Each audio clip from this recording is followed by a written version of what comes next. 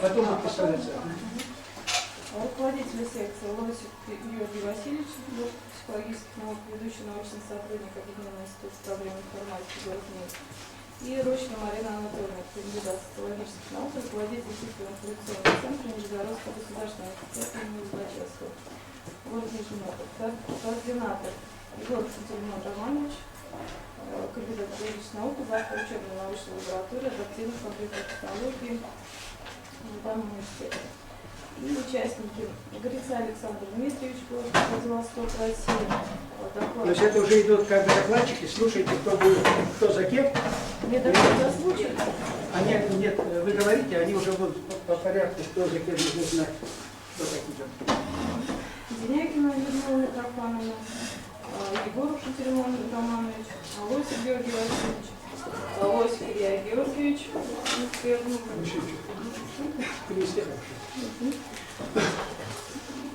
Махмева Екатерина Владимировна, Текс Антон и Рощина Марина Анатольевна. В конце Скалов Владимир Вячеславович. А дальше Рудкова Сергей Ильич, Широкова Надежда Александровна. Да, если вас что искать, вы скажете, если нет, так ничего страшного. Так, значит, у нас время сейчас, Марина Анатольевна, сколько у нас времени сейчас? Да, без 10:03 мы должны в 5 закончить. У нас Наталья Сергеевна, да? Сколько у нас там участников, посчитайте как? У нас 2 часа. Участники 10. 10, да? Ну и, значит, учитывайте, что кофе-брейк будет через полчаса. То есть у нас получается где-то работы секции час, потому что полчаса у нас идет на резолюцию. Получается каждому 5-6 минут. Я буду строго следить за регламентом, невзирая на чины и звания, извините меня, щадя ваш режим, потому что мне сказали, что я в 6 вас должен отпустить на ужин, то есть в 6 за вами приедет автобус, или полшестого. 5 у нас. Вы сказали, 5, да? 5 работаем. Нет, мы на 5 работаем, но там как автобус вам подадут, в 6 вы должны вас ужин официально. Нет, в 5 мы за вами поедем. Да, мы полчаса на резолюцию. Ну, резолюция уже почти готова, многие предложения уже давали, я думаю, озвучим, а потом мы с Мариной Анатольевной останемся и...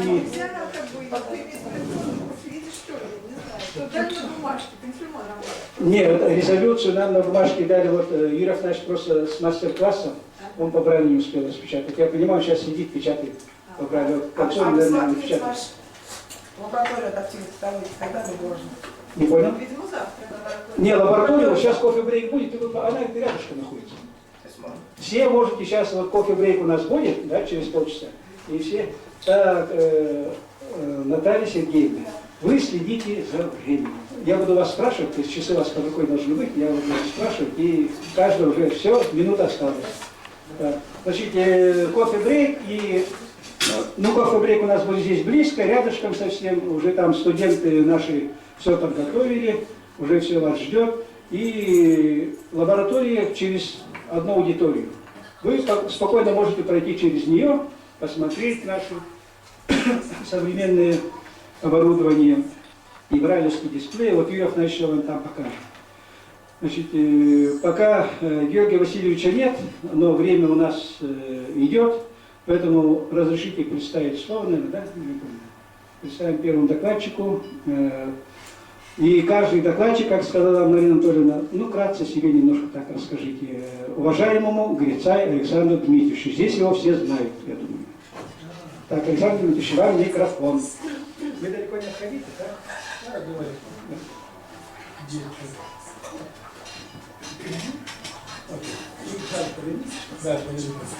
Здравствуйте, дорогие. Меня зовут Грицай Александр Дмитриевич, я из города Владивостока, работаю в Приморской краевой библиотеке для слепых, ведущий специалист по тифлоинформатике и адаптивным компьютерным технологиям. Занялся этой проблемой с момента поступления, то есть я ослеп в 95 году, в 97 году поступил работать в библиотеку. Вот тогда я и ослеп, потерял последнее зрение, то есть перестал видеть экран. А вот как раз тогда я занялся адаптивными компьютерными технологиями. Первые моменты это был брайлевский дисплей и система DOS. Вот в DOS мы тогда запроектировали выход в интернет. Я нашел тогда программы, которые работали в DOS, но уже в интернет при помощи брайлевского дисплея. То есть получили доступ к интернету только брайлисты. А затем я занялся большими разработками, познакомился с библиотекой Конгресса США, и там нашел программы, которые уже звучали. То есть это были первые попытки DOS. Съездил в Соединенные Штаты по гранту на стажировку, 4 месяца стажировки, это Вашингтон, Бостон. И вот там я и приобрел DOS, вот так скажем, вот так мне подарили, мягко говоря. И затем начал внедрять его в России. То есть дальше пошли процессы адаптации DOS к русскоязычному населению. Я тоже там принимал участие, в общем, сделали такие вещи. А в 2001 году ко мне пришли двое парней из нашей школы-интерната для слепых и сказали: Александр Ильич, мы хотим так же, как и вы, работать в области компьютерных технологий, хотим стать программистами. Вот отсюда и пошла идея создания класса в университете для незрячих. Я пошел в университет вместе с бригадой наших слепышных руководителей, то есть общества слепых Краевого. Вот, поговорили с руководством как-то говорит: мы не знаем, что это такое, не знаем, что делать. Ну, мы знаем, зато написал я проект, дали нам еще по ходу дела американцы денег на это дело, поскольку я выпускник американских программ. И мы создали тогда первый класс в Приморском крае, ну, пожалуй, на Дальнем Востоке. Это класс для слепых. В него включалось 2 компьютера. Мы купили лицензионный JAWS и лицензионный Virgo. То есть я решил, что мы будем 2 скорее вида пробовать. Потому что некоторые хотели на Virgo работать, некоторые на JAWS. Было тогда 4 человека. И вы знаете, вот внедрили мы это дело, мы сделали доступ для других вузов, которые есть в Владивостоке. В Владивостоке было всего 8 вузов. И там и везде, во всех вузах учились слабовидящие и зрячие. Мы уговорились с университетом с ДВГУ, чтобы им предоставили возможность, они предоставили возможность приходить другим студентам. И вот так организовался класс. Он состоял из 2 компьютеров, 1 комнатка отдельная, и там вот, ну, пожалуй, оборудование не столько густое было, но был брайлевский дисплей, был брайлевский принтер. Ну, вот, и доступ к интернету при помощи 2 скринридеров. Хороший доступ к интернету. Вот таким образом началось все с организации классов. Затем я прослеживал класс, просуществовал 10 лет, то есть до июня нынешнего года. Почему до июня? Потому что в этом году произошла реорганизация образования, как вы все знаете, и все дальневосточные и все государственные университеты стали федеральными университетами. То есть у нас организован Дальневосточный федеральный университет, который состоит из 4 вузов, старейших вузов Приморья. Ну вот, к сожалению, в Дальневосточном федеральном университете не нашлось места пока компьютерному классу. Это печально.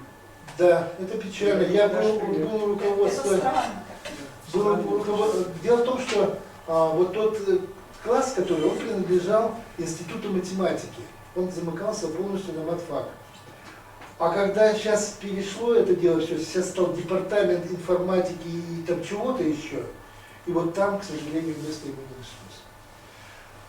Мы, как договорились с руководством своим и университетским, что мы еще придем к ним, объяснимся, и они сказали: скорее всего, мы вашу проблему решим, если вы обоснуете, что у вас есть и количество людей, и есть и программы, по которым вы будете там чего-то помогать или обучать. Хотя инклюзивное образование не подразумевает конкретное обучение работе на компьютере, она подразумевает доступ, свободный доступ к интернету, свободный доступ к информации и предоставление возможностей к этому доступу. Обоснование в таком контексте. Да, вот я тоже так думаю, считаю. Нет, я не согласна, что не предусматривает обучение. Да? Нет, дело в том, что обучение не предусматривается в университете. Обучение предусматривается в других местах. Например, в библиотеке в краевой мощный центр компьютерный, а нам Microsoft... Я не согласна, вот не согласна, Коль. Нет, Вот ситуация в Волочевке такая, вы слушаете. Вот, она ведет обучение, мы ведем обучение. да, я понимаю, я тоже, Нет, дело не в этом. я тоже понимаю, что должна Университет это это делать. поддерживает. Дело не в этом. У нас университет не поддерживает, к сожалению. То есть, как был класс, он был, на мне висел, и больше ни на ком. Там еще начальник вычислительного центра иногда помогал в том плане, что шел навстречу. А руководство университета, и она говорит, нам все равно, есть или нет, это нам только головная боль. У вас одна минута осталась. Да. Ну вот и поэтому сейчас мы ведем обучение, то есть у меня класс для тотально слепых, а еще в нашей библиотеке класс для слабовидящих, то есть мы обучаем всех инвалидов работе в интернет, работе на компьютере и так далее. А вот отсюда они пока не посещают школу, Артемовскую школу для слепых, они получают знания здесь для работы на компьютерной технике. И в университет они уже идут подготовленными, как правило, все, у кого есть желание. Ну вот вкратце все, что я вам хотел, то есть время, к сожалению, да. Поэтому мы решили вот так. Ну и опять же, вот тут в очередной раз нам не пошли, то есть это снова нужна будет битва за, то есть снова организовывать вот эти компьютерные классы. То есть возьмем начало и сначала, все заново. Все понятно, спасибо. Что поделаешь, это же. Спасибо. Так, у нас есть Людмила Митрофановна Зинятина из Москвы. Есть? Я плохо вижу, есть она, нет? Нету. Ясно, так. Следующий вы, Антон Романович. Я сам, да? Да. Так, ну, за моим временем Наталья Сергеевна следите, потому что я, как и Владимир Вячеславович, могу увлечься. Хорошо. То есть трудно следить за временем, когда сам говоришь. То есть мы все здесь преподаватели, лекторы, то есть у всех язык подвешен, говорить можем парами, двумя, тремя парами, четырьмя парами. Поэтому, пожалуйста, за мной, за моим временем тоже. Минута останется, скажите, не стесняйтесь. Так, значит, вот, я благодарю всех, кто откликнулся и приехал на нашу первую международную конференцию по инклюзивному образованию. Как вчера было подмечено, у нас инклюзия от А до Я. От Архангельска до Якутска, да? От Владивостока до Калининграда. То есть мы постарались собрать самые лучшие умы, самых лучших ученых, самых лучших практиков. Именно вот моя цель была для незрячих. Почему я так акцентирую? Потому что я был в Москве на первой международной конференции по инклюзивному образованию. Москвы уже проводила Алехина Светлана Владимировна. Великолепное выступление, вы ее слышали. Не по конспекту, а от души. Было вот ее выступление. Мне оно очень импонировало. И вот в июне месяце мы были на этой конференции. И я там вот, Эмилия Ивановна Леонгард, это великий наш ученый, прямо вчера подметила, что Пантелеймон Иванович был активным участником всех секций и очень, так скажем, критично выступал по поводу невнимания к незрячим и слабовидящим школьникам и студентам. Я прямо вот в здании Евросоюза проводили круглый стол, там была вот Денис Роза, вот самая пиаристая у нас общественная организация «Перспективы Россия», да? Я говорю, вот Денис Роза. Хорошо, вот я приехал на конференцию московскую, я услышал в основном только про аутистов и, как они называют, даунят. То есть только направление олигофренопедагогика. Там не было ни сурдопедагогики, не было ни тифлопедагогики. Мой доклад только был, но может был доклад еще Владимира Вячеславовича по тифлопедагогике, относящийся вот к нашим ребятам. Других докладов я там не видел. И на Евросоюзе я прямо выступил. Я приехал в Москву за опытом для незрячих слабовидящих, я его не увидел. Почему? Мне не ответили. Ну так, такая мода, говорят, Пантелей Иванович. Такая вот Поэтому вот я решил в нашу международную конференцию пригласить именно специалистов Владимира Вячеславовича, все вы знаете, кандидат наук. Самая наша умница, самая первая, я думаю, вот среди незрячих, это Марина Анатольевна Рощина, кандидат социологических наук. Значит, Сумарокова Ирина Германовна, правильно? Кандидат психологических наук. Вот видите, какие у нас умницы, наши девушки. И Ирина Германовна Сумарокова завтра будет проводить мастер-класс в моем детском саду номер 11. Это детский сад номер 11, о котором звучало сегодня в выступлениях кого-то. Там Миновр, или кто ли приводил, что это в 90-м году, в конце 80-х годов этот детский садик впервые, это Грибова приводила, что вот приехала, значит, из Якутска там одна участница семинара или конференции, вот якутяночка, она сказала, что этот детский сад создан в 80-х годах, в конце 80-х годов. Я сказал, это неверная информация, этот садик создан в 79 году. И хотел сказать, смотрите мой доклад. Этот сад создан в 79 году, и там уже с советских времен идет поддержка вот, незрячие ребятишки, слабовидящие дети в общей группе среди здоровых детей. По видео получается, что этот садик первый по Союзу, если так о нем говорить. Но 79 год, вот туда мы завтра поедем. Вот кого интересует дошкольное образование, могут со мной туда поехать завтра. Завтра автобус у вас по секциям будут развозить после, значит, завтрака. У вас завтрак, поедем в гостинице, да? Старайтесь, говорят, сегодня много ждали, кто-то спал там. Старайтесь не спать, времени у нас очень мало, автобусы ждут, время, вот видите, у нас как бы все строго, расписано по расписанию. Мы математики с Мариной Анатольевной, поэтому вот у нас и я примерно, да, Игорь Владимирович Славович, вот видите, у нас уже здесь трое математиков. И Александр Дмитриевич, я думаю, математик. Да, математика. Вот видите, вот видно по речи, по складу. Но не в ущерб другим, конечно, скажем, профессиям, другим направлениям. Ну вот, почему я заговорил о дошкольном образовании. В 2010 году мы в университете здесь закончился у нас, Георгий Васильевич, пожалуйста, проходите сюда к нам, вы у нас председатель. Георгий Васильевич, сюда проходите. Садитесь возле Марины Анатольевны.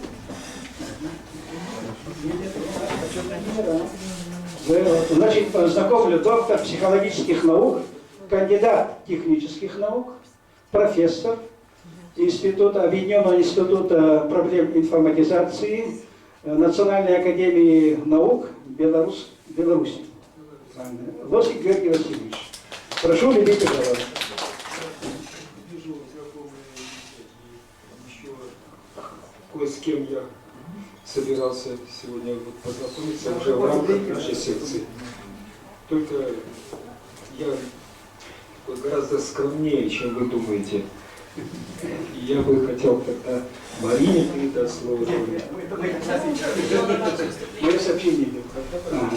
Значит, вот, в 2010 году в нашем университете завершился педагогический эксперимент. И, значит, это тема моей кандидатской работы, организационно-педагогические условия профессионального образования людей с особыми образовательными потребностями. И заключалась работа в том, что мы в течение 20 лет с Юрием Афанасьевичем Москвитиным, многие его знают, в 1991 году мы создали здесь учебно-производственный вычислительный центр «Толбон», с 1991 года 20 лет работали при университете, и в результате появился вот эксперимент, модель, педагогическое сопровождение учебного процесса студентов с проблемами зрения. Вот эту модель мы планируем начинать переносить, транслировать, говорят, вот на всю систему образования, начиная дошкольное, школьное и так далее. Вот поэтому вот, как бы мы хотим внедрить в нашей республике непрерывную систему инклюзивного образования людей с особыми образовательными потребностями. Наша лаборатория подготовила проект концепции инклюзивного образования Республики Саха-Якутия. На августовском совещании педагогического нашего сообщества эта концепция звучала на круглых столах, она вывешена на сайте Министерства образования нашей республики. Кто желает, может с этой концепцией познакомиться. Естественно, это проект концепции. Туда можете вы вносить свои дополнения, изменения. И мы подготовили законопроект по инклюзивному образованию Республики Саха-Якутия. Потому что вот сейчас законодательные, нормативные акты – это первоочередное для внедрения инклюзивного образования. Мы здесь очень много работаем с Юрием Афанасьевичем, ну вообще наша общественная организация инвалидов, это Республиканская ассоциация студентов-инвалидов. Мы 20 лет работаем, как я сказал. И очень холодно встречала нас, ну, здесь, Владимир Вячеславович, да, я понимаю, Георгий Васильевич вошел, я слушаю, да. Я послушал вас, слушал. Послушал, можете еще раз засечь. Так, товарищ Кускуритаев. Значит, мы вышли на Министерство образования, и Министерство образования говорит, почему вот вы, как бы вот в те годы, возмутители спокойствия нашего. У нас нету сверху никаких законодательных актов, мы будем сидеть и заниматься только специальным образованием. Вот поэтому родилась вот эта система, непрерывная система инклюзивного образования, начиная детский сад, школа, вуз. Все, значит, я благодарю за свое, что вы меня выслушали. Так, Наталья Сергеевна, дальше кто у нас? О, Лосик Георгиевич, вы прямо. У вас 5 минут. Как же быть, я представил 2 доклада, сейчас в материалах они имеются. Ну тогда уже есть. Нет ли возможности все-таки следующему докладчику предоставить слово? Пропустите. Я бы, может, сориентировался и потом подготовился. Кто следующий? Следующий Илья Георгиевич. Так, у вас не 5, у вас 10. 10. И эти 2 сообщения мы готовы сделать. Следующий человек. Екатерина Владимировна. Мария Анатольевна, да? Зачем Екатерина Екатерина Владимировна? Владимировна, значит, Екатерина. Она сама представится.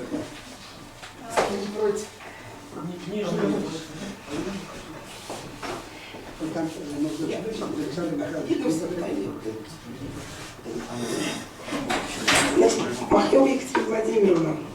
Меня все слышат, да? Нет, тоже голос такой же, как... Значит, я представляю организацию Нижегородский областной центр социально-трудовой и психологической реабилитации инвалидов по зрению «Камерата». Организация наша является... Значит, организация наша является учреждением Общероссийской общественной организации инвалидов, Российская ассоциация незрячих студентов и специалистов. Франсис, всем известно, да? Организация, наш центр реабилитации создан в 1996 году. В 1996 году значит, занимает целью нашей деятельности социальной и профессиональной реабилитации инвалидов по зрению. Собственно, тема моего доклада связана даже не с моей организацией, а со второй моей организацией, с Тифлоинформационным центром. В 1999 году, то есть вот тут вот сначала про Камерату, я думаю, что некоторые из присутствующих знают нашу организацию, были наши мероприятия. А исключительно для местных участников, цель деятельности, когда создана. Значит, в 1999 году, как рассказал Александр Дмитриевич, примерно так же, руководство Камераты, Ирина Николаевна Зарубина, тогда еще пошли в университет с инициативой открытия подразделений для студентов-инвалидов по зрению.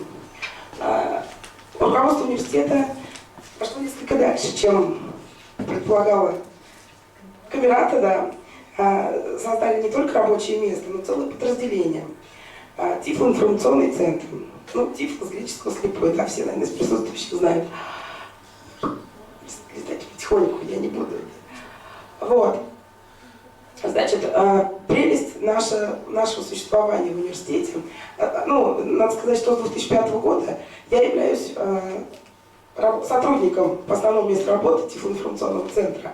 Поэтому, собственно, опять же, и моя организация, короче говоря. Так вот, значит, прелесть нашего существования в университете в том, что мы находимся в структуре управления информатизацией. То есть структура, то есть мы не относимся к факультетам, а относимся к структуре, которая занимается информационными технологиями. Поэтому мы имеем доступ в интернет, поэтому мы имеем квалифицированных сотрудников, которые готовы нам настроить, наладить, установить оборудование любой сложности. И, собственно, подчиняемся проректору по информатизации напрямую.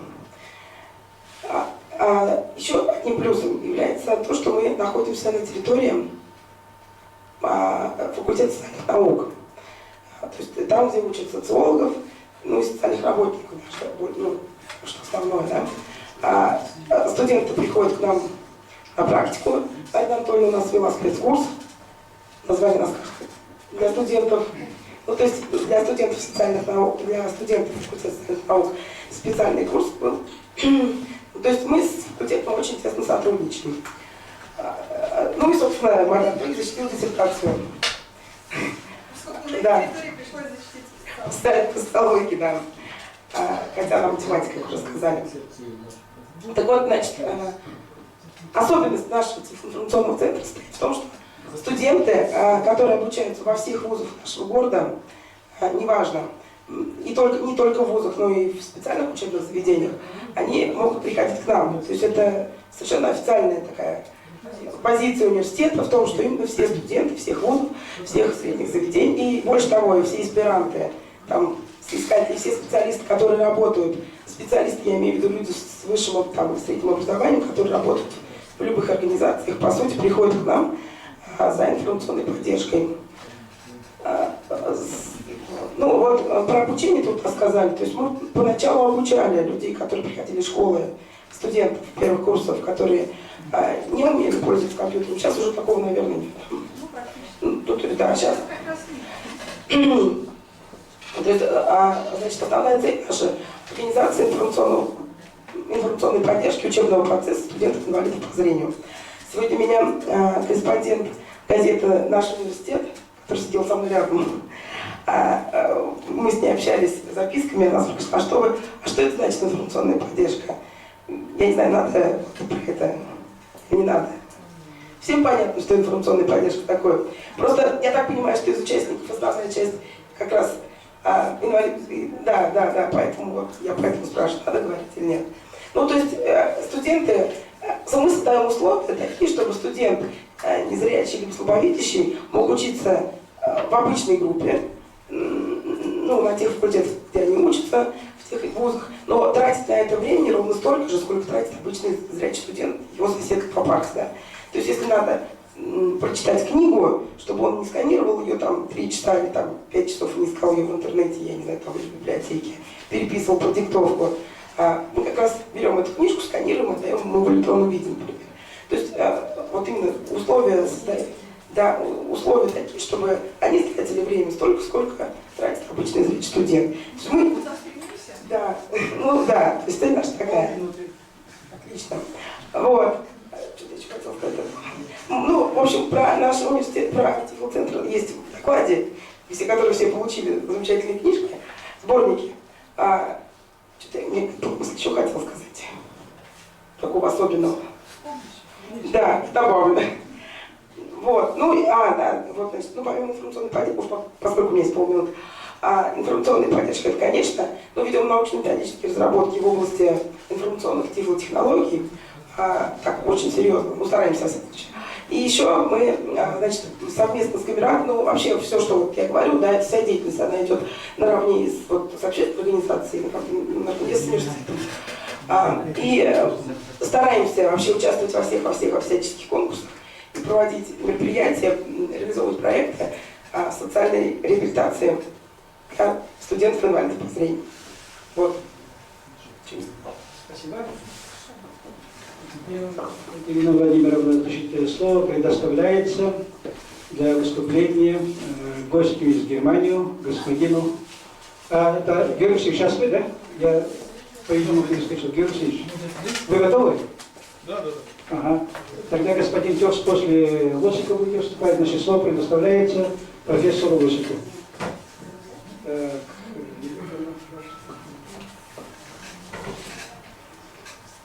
Товарищи, я объединю два сообщения и буду кратко.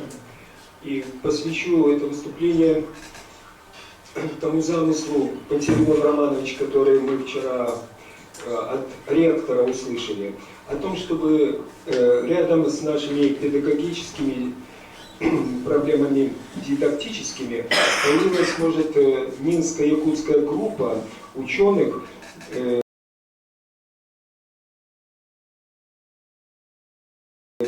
технарей, которые бы отслеживали в мире технологий в области патологии зрения, реабилитации. Перехожу к тому главному, что мне хотелось в первом докладе сообщить. Будь добр, товарищ, покажи Джойс. Это давняя моя работа в области Джойса, речевых систем уже много лет. И сейчас на форуме в Минске, который в прошлом году, была хорошая идея шведского ученого, не то что идея, это давнее, с появлением Джойса немножко проблемы возникли с навигацией. Тогда товарищи в области озвучивания текста, чтения письма, новшества я не предложу. Цель доклада была показать, что в области навигации на экране следовало бы противоположно Джойсу взять шведскую систему, или же объясню эту мысль так. При работе с информационным пространством, если отсутствует зрение, нам важно еще и глагол. Надо еще знать движение, какое результат, выполнено ли действие. Поэтому замысел, что если делать перехватчик не только события статики, но и делать перехватчик и распознаватель, стерли ли мы файл, переместили ли, совершилось ли действие. То есть есть понятие... Я хочу сказать, что Джойс имеет только проговаривание статики, а наш замысел делается система не под Джойс, которая будет еще и сообщать глагол действия, оно сделано или не сделано. Вот это будем считать первое сообщение. Если у кого-то есть интерес к тому, к этой концепции разработки вот Минской группы программистов, то вы можете потом ко мне подойти. И вторая мысль, второй доклад. Это профориентация под управлением. Достаточно интересно. Мы все знаем Джойс и знаем, что он говорит, что есть в окне. Значит, объявляется недостаток Джойса, что неизвестно, выполнено ли действие, глагол, который, событие, которое я хотел совершить. Зрячему это дано результат увидеть, незрячему не дан увидеть, совершено ли действие. И второе сообщение, оно посвящено профориентации. Итак, у нас есть речевые системы поддержки, Джойс или же простые системы, и Брайль и так далее. Предлагается концепция рассуждения следующего. В области профессионального те профессии подходят для человека, имеющего проблемы со зрением, где он может превзойти зрячего. И их несколько. Концепция такая. Если база знаний в этой области меняется медленно, как медицина, например, как психология, например, как география, в этой профессии он преуспеть и обойти, превзойти незрячего сможет.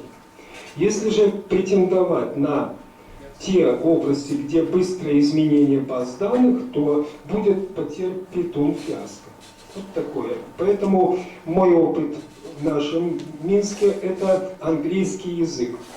Овладение английским языком, идти виньяс с речевыми системами. И Люда Кукарева, она работает среди зрячих в техническом институте, еще Лена Синько, которые не в инвалидной среде работают наряду с людьми, они пользуются Джойсом для того, чтобы быть. Тогда я объявляю, и вот вчерашнее, сегодняшнее заседание говорят о том, что психология как наука, это наука о мозге человека, о психике, где уже последние 300-400 лет нету никаких изменений. Ее можно выучить, психологию, и быть преуспешным психологом. Можно стать переводчиком в каком-то языке, можно стать в области программирования, потому что Visual Studio, то ли языки программирования консервативные, и тогда тезис, если только ты превзойдешь зрячего, зрячий коллектив тебя примет из жалости и снисхождением – это гиблый номер. Я на этом, наверное, и завершу. Я хочу просто предложить для краткости, если кто-то интерес к этим концепциям имеет, потом может подойти. Нам бы надо было, Пантелеймон Романович вышел, создать такой центр, я не стану уже говорить о формировании образа цветов у незрячего. Вот такое направление. Теперь дальтонизм, замены компьютерные видеоизображений в зависимости от дихроматизма, вот это направление. Надо бы было, чтобы была площадка где-то в России или вот где бы мы профессионально знали, что сегодня есть по имплантации слух, по имплантации замены сетчатки. Мои студенты, я их прошу, они делают курсовые, мы очень в курсе, где это и что. Но пусть бы это стало достоянием всех вас. Если вас не утомил, я завершил, спасибо. Марина, я передаю вам председатель. Не выступать, а как председатель ведущего. Его нет. Тогда слово представляется our friends from Germany. And maybe you speak Russian? No? I do. Thank you for the good introduction. Guten Tag alle zusammen und Ütürkününen, ja. Und natürlich, how are you doing guys, ja? Wie geht es euch? Ich komme aus Deutschland, мен Германиядан келдім, мана öğrenebil. Вона немецкая вот проблематика учу керек билебин. Die deutsche Problematik der Leute mit Sehschwächen kenne ich sehr gut. Сейчас перейду на русский, не беспокойтесь.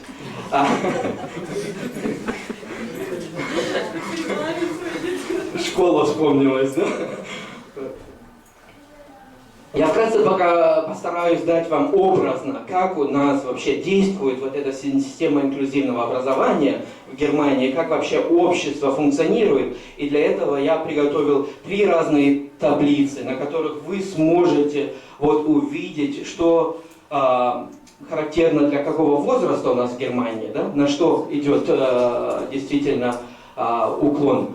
Возрастные особенности, составляющие по развитию личности. И это у нас очень объективно, это включено и людей, включаются люди, у которых есть какие-то вот, скажем, ограничения, которые плохо видят, плохо слышат, вообще не видят. Да? Это одна и та же система, инклюзивная для всех сфер. Хотел вам зачитать чуть-чуть из нашего немецкого законодательства, чтобы вы знали, что это у нас в Конституции закреплено, да? Например, на немецком так называется «Niemand darf wegen seiner Behinderung benachteiligt werden». So steht es im Grundgesetz der Bundesrepublik Deutschland. Никто в нашем обществе не должен быть обделенным в связи или из-за своей инвалидности, или из-за какого-то недуга. Да? Вот это у нас не только стоит на бумаге, а государство должно придерживаться этого, и очень сильно придерживается этого.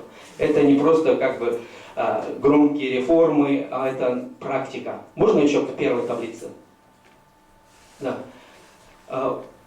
У нас обычно доклады идут в форме, интерактивной форме часто, поэтому я не привык к российским докладам, где все тихо, мирно сидят или спят, один докладывает, да? Но вот если обратите внимание, с самого даже дошкольного возраста, мы слышали это в первой части сегодня, идет адаптация к домашней среде. Да? Это независимость от состояния ребенка. Потом адаптация к группе в детском саде. И в детстве, в дошкольном возрасте Германия делает большое усиленное напряжение на то, чтобы ребенок узнал свою окружающую среду. Чтобы каждому ребенку дать возможность в этом. Ознакомление со сферой обитания. И это у нас включает буквально всех детей. У нас в Германии система образования, она вот такова. У нас есть совсем разные школы, да? И есть специальные школы, которые действительно фокусируются на том, чтобы люди, которые плохо видят, плохо слышат или вообще не видят, получили должное образование. Должное образование. И у нас они не расположены, как я часто встречал в России, где-то где-то свалка, где-то еще что-то, и там построят рядом вот какое-то учреждение, чтобы, мол, не мешались вот эти люди, или чтобы были подальше. Это жалко, что так у нас тут в России в обществе.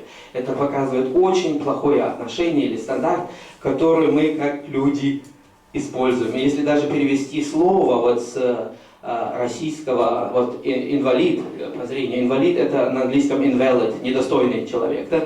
Означает, если так, я лингвист-антрополог, поэтому для меня языки это все. Дальше, вторую таблицу, пожалуйста. Вот схема комплексной поддержки в обществе с ограниченными возможностями, психологическая и финансовая поддержка. Например, чтобы приобрести ту же коляску для инвалида или приборы, чтобы человек мог лучше видеть, или все, требуются огромные затраты. И в этом правительство помогает очень сильно. Да? Это никогда не только родители или родня помогает. Это правительство заботится о таких детях. И это здорово. Я рад, что живу в такой стране, да? Где вот это так хорошо улажено. И очень благодарен вам, у которых столько инициатив и столько вот желаний, чтобы это изменить в России. Я надеюсь, это состоится. Я очень верю в это, потому что достойное общество – это такое, где каждый человек достойную жизнь может вести. Индивидуальная работа со специалистом с человеком. У нас вот есть специалисты в разных сферах. И если есть какая-то вот, или отклонение, или какой недуг у человека, подключают сразу специалиста. Не нужно его искать, не нужно в Москву ехать. Он сам придет на дом, да? И сам разберется. Это очень хорошо устроено. Это не фантастика, это так оно и есть. Адекватная интеграция в сферу образования и обучения. Я очень часто, если в Германии иду на куда-то, вот, даже, скажем, на почту, или в администрацию города, или еще куда-то, встречаю людей-инвалидов, которые приспособлены, работают на местах и которые как бы являются частью общества, как любой другой человек. И это замечательно видеть. Да? Я рад, что у нас вот так, что они интегрированы в обществе. И для этого идет очень большой процесс помощи таким людям. У нас обычно школы для вот слабовидящих, слабослышащих, отдельные школы. Их не интегрируют в общую систему образования, но стараются создать для них благоприятную сферу. Эта школа не обязательно в центре города. Эта школа не обязательно, но она и не где-то подальше от всего, да? Она расположена очень хорошо, в очень хорошей местности. Детей забирают из дома, привозят туда. И у них там хорошее питание, хорошие специалисты, самое современное оборудование. Но Германия занимает не передовое место в этой сфере. Слыша сегодня сейчас первый доклад от Александра Дмитриевича, он был в Америке, и мне понравилось, как это улажено в Америке. В Америке очень хорошие отношения к инвалидам, и они часть общества везде. Да, вот, это лучше даже, чем у нас в Германии.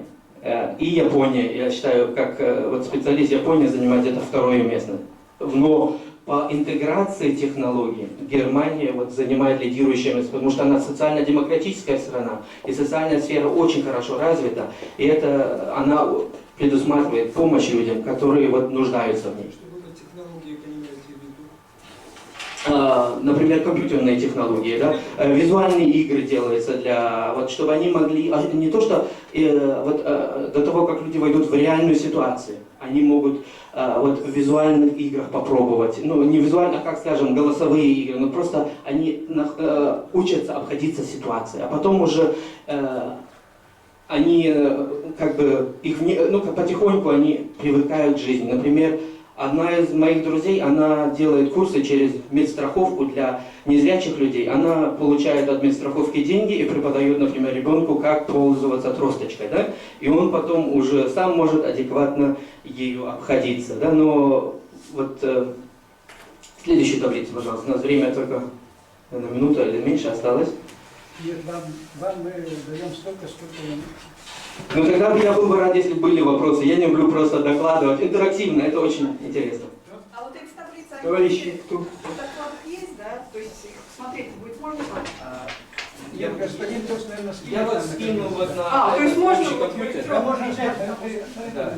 Рощина Нижний Новгород, если вы на электронную почту, тогда Марине. Здесь у нас она есть. Товарищи, у кого есть дальше вопросы? Василий Романович. У меня вопросов нет. Herr Тёс, vielen Dank für Ihr Beitrag. Господин Тёс, большое спасибо за ваш доклад. Нет, я не имею вопросов. Он несколько неожиданный. Я много размышлял на это, ребята. Товарищи, вы знаете, что в Европе не существует дидактики. Я рискую, может и так.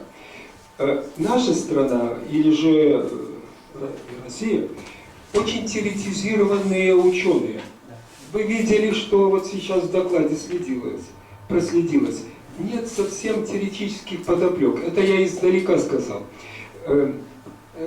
Нашему школе российским было свойственно всегда теоретизировать и ничего не делать. Скажем так.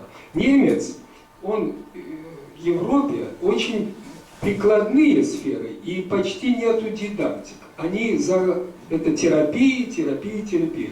К вам вопрос тогда. Может, вы разделяете вот мою точку зрения, что можно было бы меньше диссертаций писать, там, этих магистерских и прочее, а больше заниматься практикой российскому реабилитологу? Я согласен с практикой, но видите, эти 3 таблицы я сделал потому, что чувствую, что вот если вот у вас сейчас хороший импульс для общества, да, и это очень важно, но если его не поддержать, если его не развести на все сферы жизни, он далеко не потянет. И поэтому в Германии у нас думают комплексно больше. Если вот есть какой-то закон или есть какое-то вот постановление, как бы, оно применяется правительством. Дискуссия началась. Есть понятие революция снизу, есть революция сверху. Как бы Егоров не говорил, что революция сверху, вы понимаете меня? Все-таки был человек, инициатива, она идет от практики, от жизни. Не рисуйте иллюзию, что вот правительству захотелось, и революция сверху, есть революция сверху. К вам вопрос. В Германии это, если в сущности, снизу революция или сверху? В нашем государстве, Германия вообще-то богатая страна. Я считаю, что эта революция умов должна быть, где простые люди, которые действительно не имеют никаких, как бы, хорошо видят, хорошо слышат, относились к другим людям очень хорошо, как к таким же полноценным гражданам. Вот это в нашем заложено, как бы мы привыкли к этому, снизу. Вверху у нас тоже иногда нету ясности в законе, нету как бы четких регламентов, но есть много общественных организаций, которые в этой сфере помогают людям, которые добиваются, хоть кровь из носа, чтобы каждому гражданину было хорошо, потому что это заложено в нашей Конституции, да? И правительство вынуждено идти тогда на вот такие. Большое спасибо, господин Тёс. Значит, сейчас вот технические моменты. К нам подошли, еще кто-то подошел. Вот у нас по докладу, значит, осталось несколько человек. Но кто еще подошел? Пожалуйста, представьтесь, кто хочет выступить, кто подошел еще. Вот Андрей Леонидович, значит, мы вам дадим время. Не сейчас, Андрей Леонидович, сядьте пока, пожалуйста. Еще кто подошел? Нет никого, да? И еще такой вопрос. Во время пленарного заседания всем раздавали, господин Тёс, покажите-ка, пожалуйста, вот этот сборник публикаций. Все ли получили участники? Именно участники. Все получили? Все получили. Хорошо. Я нет. Вы не получили? Вам не давали? А может, Ирина взяла? Не давали? Там всем раздавали. Вы ведь сидели? Большое? Да. Я об этом и говорю. Я видел, что вам давали. Вы в зале сидели. Кто сидел в зале, всем давали. Да. Так, Александр Ильич, вам давали. Я говорю, что это сборник публикаций. Что это может пригодиться во Владивостоке вот, специалистам. Так, Владимир Вячеславович, вам дали. Мария Анатольевна, вам давали. Да? То есть всем дали. Значит, вопросов здесь нет, хорошо. Так, сейчас объявляется перерыв на полчаса. Значит, всех просим пройти в лабораторию, хотели посмотреть, и через лабораторию там вас ждет Юрий. Организация была создана во многом благодаря Грицаю Александру Дмитриевичу, который сегодня здесь присутствует и которого вы уже все знаете. 7 лет назад он приехал к нам в Архангельск и привез с собой программу ДЖОС и провел семинары обучающие в течение недели, и что послужило толчком как раз создание нашей общественной организации. И мы стали реализовывать проекты. Вы можете листать потихонечку, я тоже не буду по своему докладу, потому что это долго будет.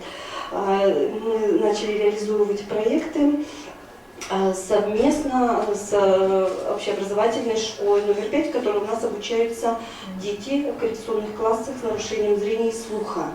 И завучем этой школы как раз является Софья Ивановна Захламина, которая тоже здесь присутствует.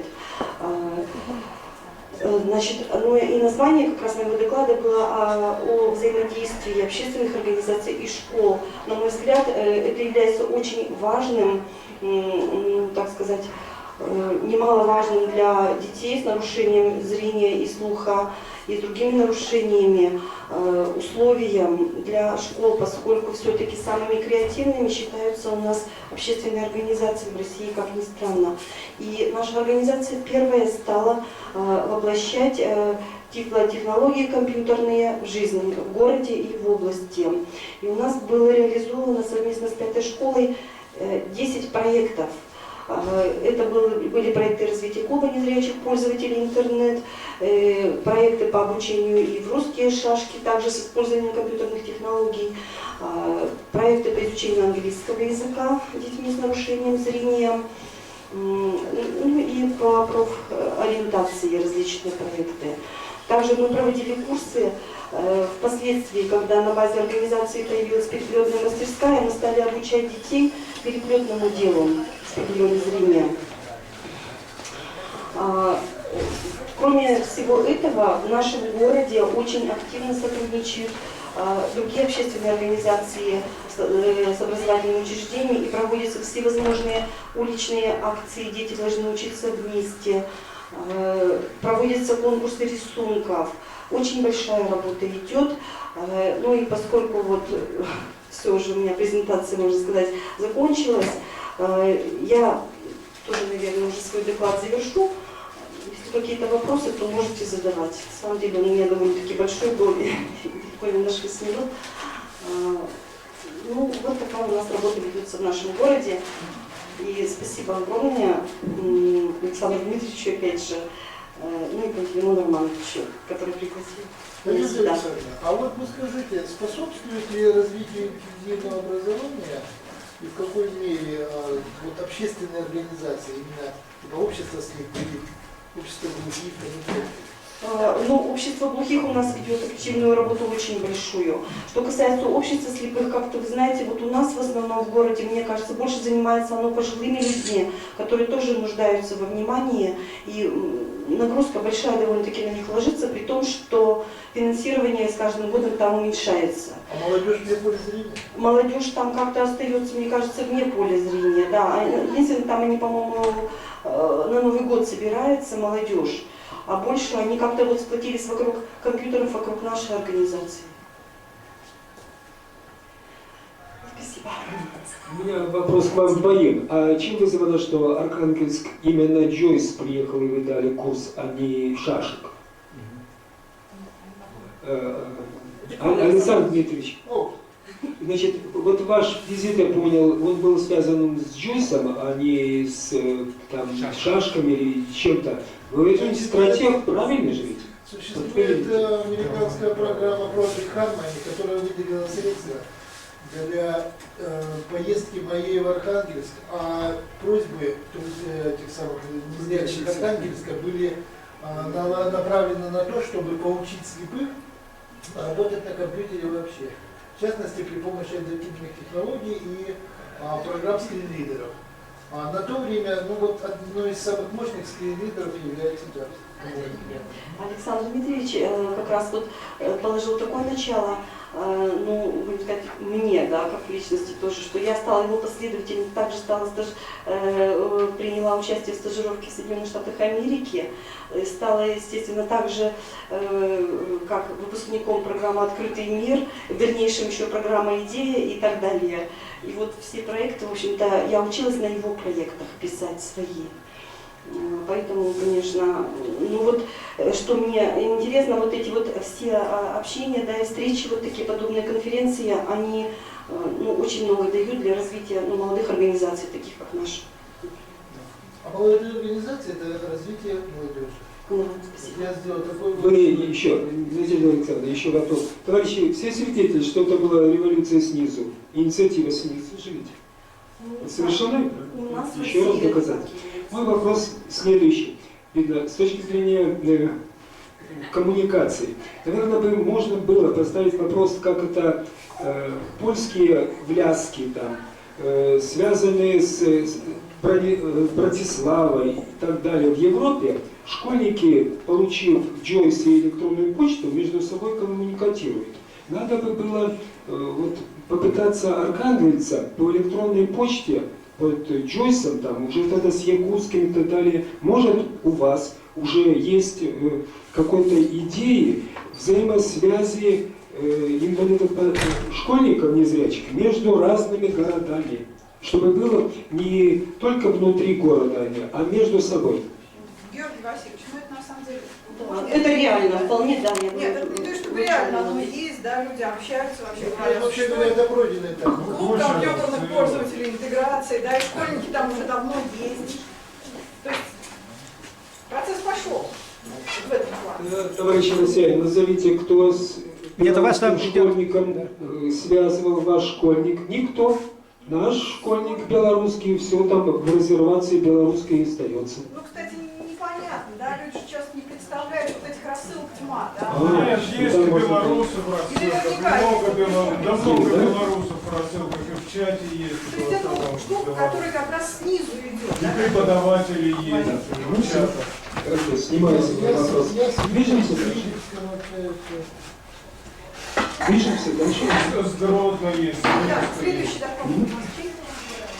Да.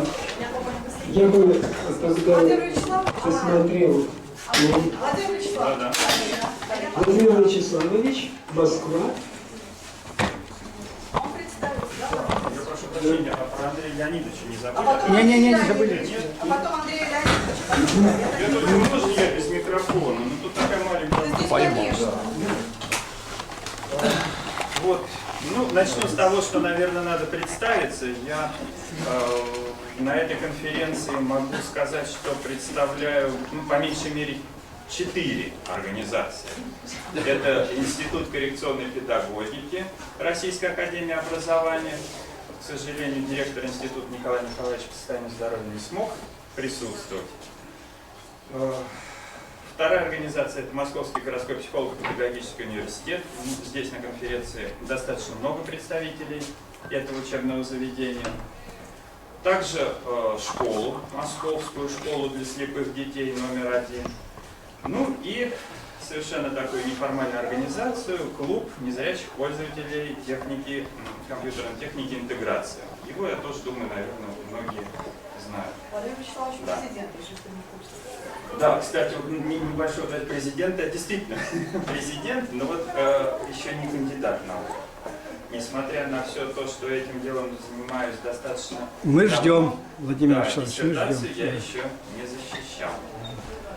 Так вот, от имени всех организаций, которые имею честь здесь представлять, могу пообещать всяческое сотрудничество в целях, которые преследует эта конференция, в достижении этих целей. Вот, официально руководство и Институт коррекционной педагогики, и Московского городского психолого-педагогического университета готово идти на контакт, как-то взаимодействовать и помогать друг другу в решении этих проблем. Ну, по докладу я хотел бы просто рассказать буквально несколько слов о том, как осуществляется обучение студентов-инвалидов на факультете информационных технологий МГППУ. Ну, так получилось, что вот 10 лет назад факультет был создан. Казалось бы, что информационные технологии и психолого-педагогический университет не совсем по специальности, но тем не менее факультет прекрасно работает. Он в некотором смысле достаточно автономен, даже здание отдельное довольно далеко от главных корпусов университета. И с момента создания факультета на нем учатся инвалиды различных категорий, различных нозологий. Но большинство это инвалиды по зрению. Так, приблизительная статистика, средняя статистика за годы существования факультета, где-то четверть от общего числа студентов факультета это студенты с инвалидностью. И четверть от студентов с инвалидностью это инвалиды по зрению. Сейчас, в последние именно годы, процент инвалидов по зрению существенно вырос. Их уже где-то, наверное, более половины от всех инвалидов. Значит, для обеспечения учебного процесса инвалидов создано 3 лаборатории на факультете на самом деле. Вот, я руковожу как раз компьютерной, аналогом той, которую мы только что все посмотрели, возглавляем Пантелеймоном Романовичем. Правда, наша лаборатория чуть-чуть победнее, оборудование поменьше, и оно значительно старее, поскольку покупалось, приобреталось довольно-таки давно. Но, тем не менее, все работает. И работа ведется по каким основным направлениям? Во-первых, мы, правда, пошли таким путем, что у нас в каждом компьютерном классе факультета есть несколько компьютеров, оснащенных JAWS и брайлевским дисплеем. Не то, чтобы вот в одном месте сосредоточить, а в каждом. Поскольку студенты обучаются совместно, они приходят на занятия, группа занимает свои места, все зрячие студенты садятся за обычные компьютеры, а те 2-3 человека, которые в этой группе являются инвалидами по зрению, садятся за компьютеры с установленным программным обеспечением специальным. Вот. Второе направление – мы печатаем учебные пособия. Ну, вы, наверное, тоже, конечно, знаете, что... Да. Подожди-ка одну минуту, пожалуйста.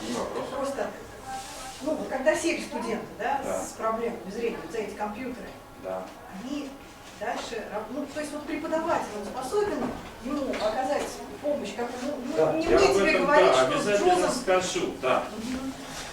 Раз уж был вопрос, я тогда сейчас в эту сторону, так сказать, несколько слов. Звук он не мешает обычно? Работает в наушниках и с брайлевским дисплеем. Правда, как показал опыт, с брайлевским дисплеем работают все меньше и меньше. Брайль не нравится он им. И одно из как раз моих предложений было занести в резолюцию нашей конференции все-таки некое пожелание о том, чтобы надо бороться за сохранение культуры Брайля. Она уходит, и во многом не студенты в этом виноваты. Но это вопрос отдельной конференции. Сейчас, наверное, да. Это обязательно надо, Владимир Вячеславович. Потому что на всех конференциях мы говорим, а ВОЗ и ныне там. Вот именно что ВОЗ-то как раз эту проблему и должен был бы разрабатывать. Нет, я не про наш ВОЗ, я про ВОЗ. Но ныне там оба, и ВОЗ, и ВОЗы, и все. Нет, ВОЗ вообще где-то далеко. А вот по поводу преподавателей. Значит, во-первых, студенты, которые приходят на факультет, в подавляющем большинстве являются выпускниками школ московских для слепых. У нас 4 школы, 3-й и 4-й вид, да? Для слабовидящих, в 3 в основном учатся слабовидящие, и вот в одной в основном учатся слепые. Поэтому они подготовлены, они знают, что такое JAWS, как с этим работать, и в принципе кое-какие начальные знания у них есть. В дальнейшем, если возникают вопросы, проблемы, вот как раз этим занимаются сотрудники лаборатории. Но в индивидуальном порядке дают консультации студенту, не преподавателю. Были попытки приобщить преподавателей к этому делу, но они не увенчались успехом. Энтузиазма у сотрудников немного, но есть. Вот, по крайней мере, 2 сотрудников факультета, как раз, кстати, преподаватели именно компьютерных дисциплин, не теоретических, а вот именно практических, они занимаются в компьютерных классах, настолько прониклись этой проблемой, что пишут со зрячими студентами дипломные курсовые работы вот на темы адаптивных, так сказать, технологий. Ну вот я приводил сейчас в разговоре с Георгием Васильевичем 2 примера.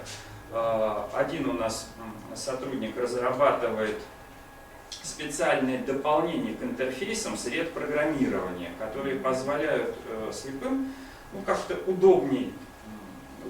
Но если кто-то в курсе, то, вот, скажем, я не знаю, создали форму там в каком-нибудь Delphi и расположить кнопочки на ней. Слепому трудно сделать это красиво и грамотно, ровненько. Они сделали дополнение к интерфейсу, которое автоматически располагает элементы управления на форме, и все получается красиво. Вот. Не надо на это тратить усилия.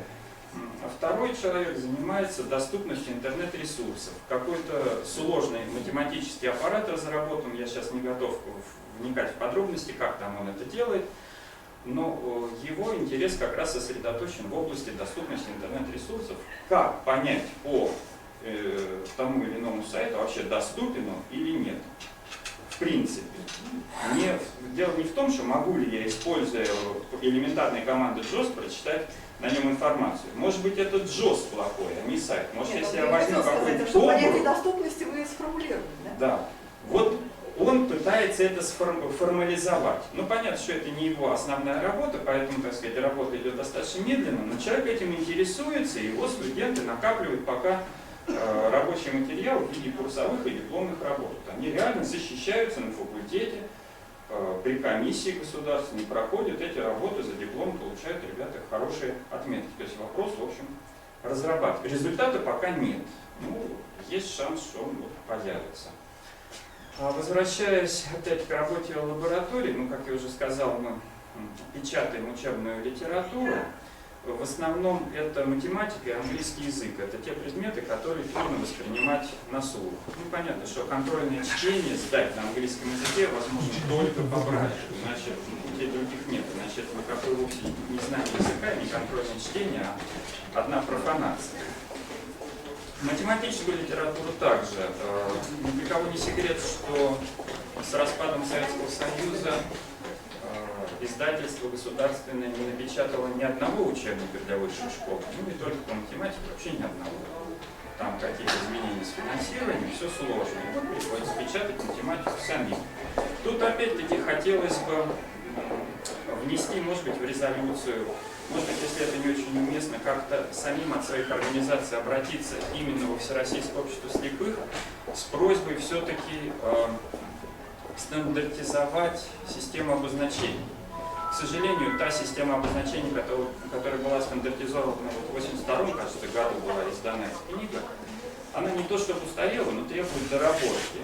Это раз. И второе, неплохо бы иметь какой-то стандарт электронного представления брайлевской математической литературы. Что я имею в виду? Как, например, обозначать, я не знаю, знак собачки, и какой он должен иметь код. Так что я Юрию Афанасьевичу прислал сюда файл с математической книгой, он его либо перекодировал, но заранее известным способом в свою какую-то компьютерную кодировку, и распечатал так, как он набран, подготовлен у нас. И мы бы могли тогда между нашими лабораториями меняться легко учебной литературой и распечатывать. То есть значительная эффективность бы возросла. Да, единая система Брайля нужна. Да, математических, физических, да, всех этих знаков. Химических. Да. У меня такое ощущение, что как-то странно с этим обращаться к ВОСу, нет? Ну не знаю, есть институционный... Нет. Между собой это... Дело все в том, да. Нет, слушайте, ну мне кажется, есть институт коррекционной педагогики, да? Нет, а почему вы и к ним как думают, пусть идут? Нет, минуточку, если мы хотим нормальные стандарты, да, ну вот стандарты там, ну я не знаю, в научном смысле этого слова, почему мы обращаемся в общественную организацию? Реаком-то делает стандарты какие-то? Реаком делает то, что делает Реаком? Нет, уважаемые коллеги, может быть, с точки зрения здравого смысла вы и правы. Но дело все в том, что вся государственная, ну так сказать, централизованная брайлевская печать сосредоточена в руках ВОС. Никто, кроме самого ВОС, не заставит Логос использовать другую систему обозначений. Ну, Логос не заставит, но мы сейчас ведем чтение. А вашей лаборатории? Все гораздо сложнее. Нет, я согласна, что... Сейчас материалы по ЕГЭ по Брайлю печатаются в Петербурге в издательстве «Чтение». И они по своим обозначениям несколько отличаются, например, от тех, которые используют Логос, и от тех, которые используем мы в школе. И что вот теперь делать? Мы можем принимать стандарты сколько угодно, а Илюгин будет печатать по-своему.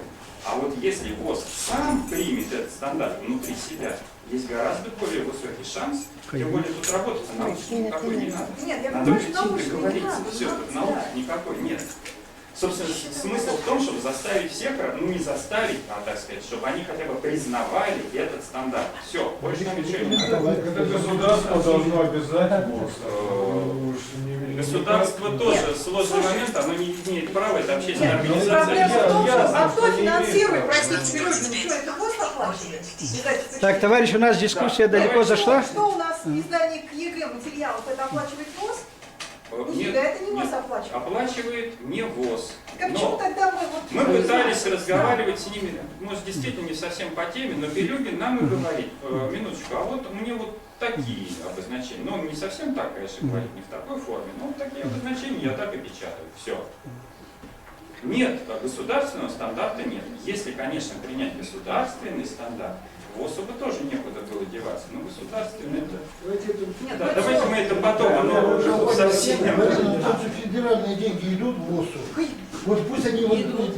Нет, товарищи, про ВОЗ мы здесь разговаривать не имеем права. У нас международная конференция, у нас научная среда. Давайте эту тему закрываем. Цейтнот у нас, товарищи. Все, так, я постепенно тоже заканчиваю. Еще раз только скажу, что вот, ну, собственно, книга печатания, разработка специального программного обеспечения.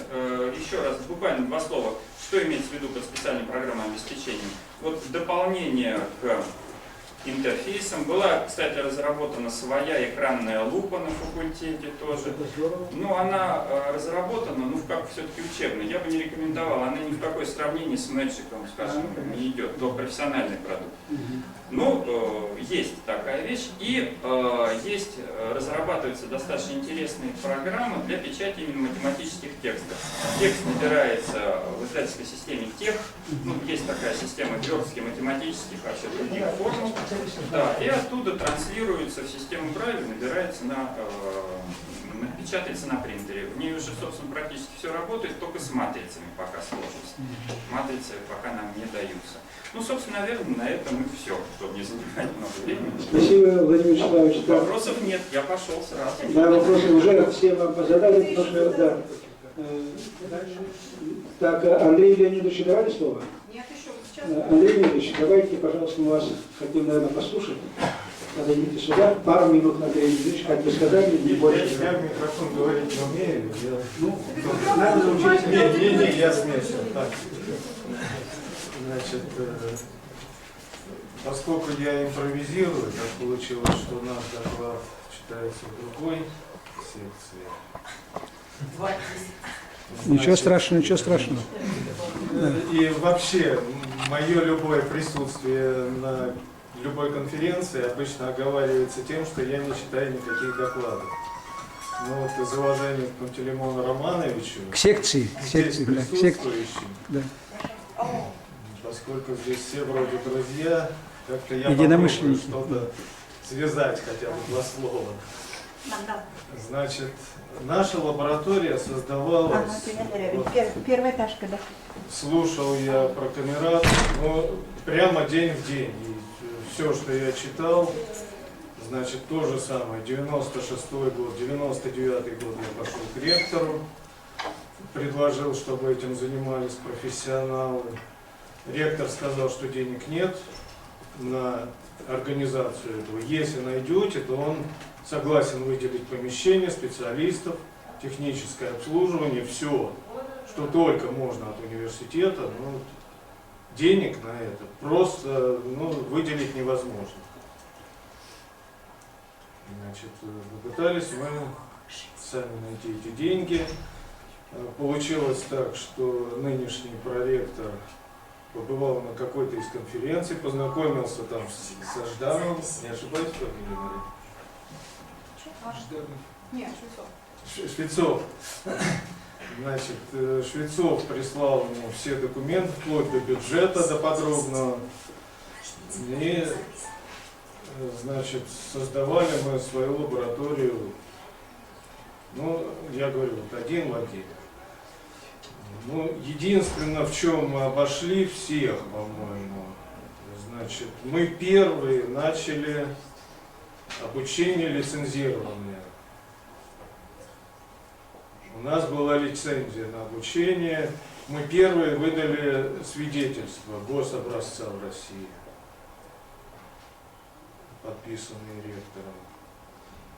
До сих пор у нас идет обучение по лицензии, вплоть до того, что вот сейчас у нас группа была, нам пришлось подавать заявку, юротдел утверждал, проректор подписывал программу, отправляли в Москву, делали запрос, Министерство образования давало добро, заносили в реестр всех, кто прошел обучение, и только тогда мы выдавали свидетельство. Я знаю, что у Реакомпа даже до сих пор нет лицензии. Они не могут ее получить. У них лицензия московского правительства. Сертификаты дают. Дают. Сертификаты. Московского правительства лицензия. Этот сертификат не имеет никакой силы. Для разблокирования. Для разблокирования клавиатуры нажмите маяка. Вот. Но я не знаю, про что тут. Значит, насчет инклюзивного образования. Пытаемся мы... Значит, пошел я к проректору, тоже об этом шла речь. Еще, вот, значит, я не застал сначала, но застал со средины доклад Пантелеймона Романовича. Идея от детского сада до трудоустройства, это, ну, слово в слово, вот мои слова, значит, где-то с начала 2000-х годов. Пытаемся мы это делать, но у нас это не получается. Опять же, в сегодняшних докладах было, что основное это не энтузиазм, а основное законодательство. Я не знаю, что тут основное вообще-то. Когда-то Кунгуров сказал, что сколько можно эксплуатировать энтузиазм. Значит, ну, пока что на этом держимся. И Пантелеймон Романович, и Марина, и я также. Все это в основном наша инициатива. Не будет нас, не будет этих целей. Законодательство нужно обязательно, но без этого тоже пока что не обойтись. Мы работаем стихийно, то есть детскими садами занимаемся, кое-как, как-то занимаемся, не кое-как, а как. Школой занимаемся студентами, занимаемся трудоустройством. Вот, одна из моих первых выпускниц, вот недавно я с ней встречался, устанавливали 11-й ЖОС, работает заместителем директора в одной из ведущих компьютерных фирм, не видит вообще ничего. Хороший результат. Ну, все, кто закончил у нас первые курсы в 2001 году, они все работают успешно. Андрей Леонидович, у нас время поджимает. Значит, есть студенты, значит, занимаемся со студентами.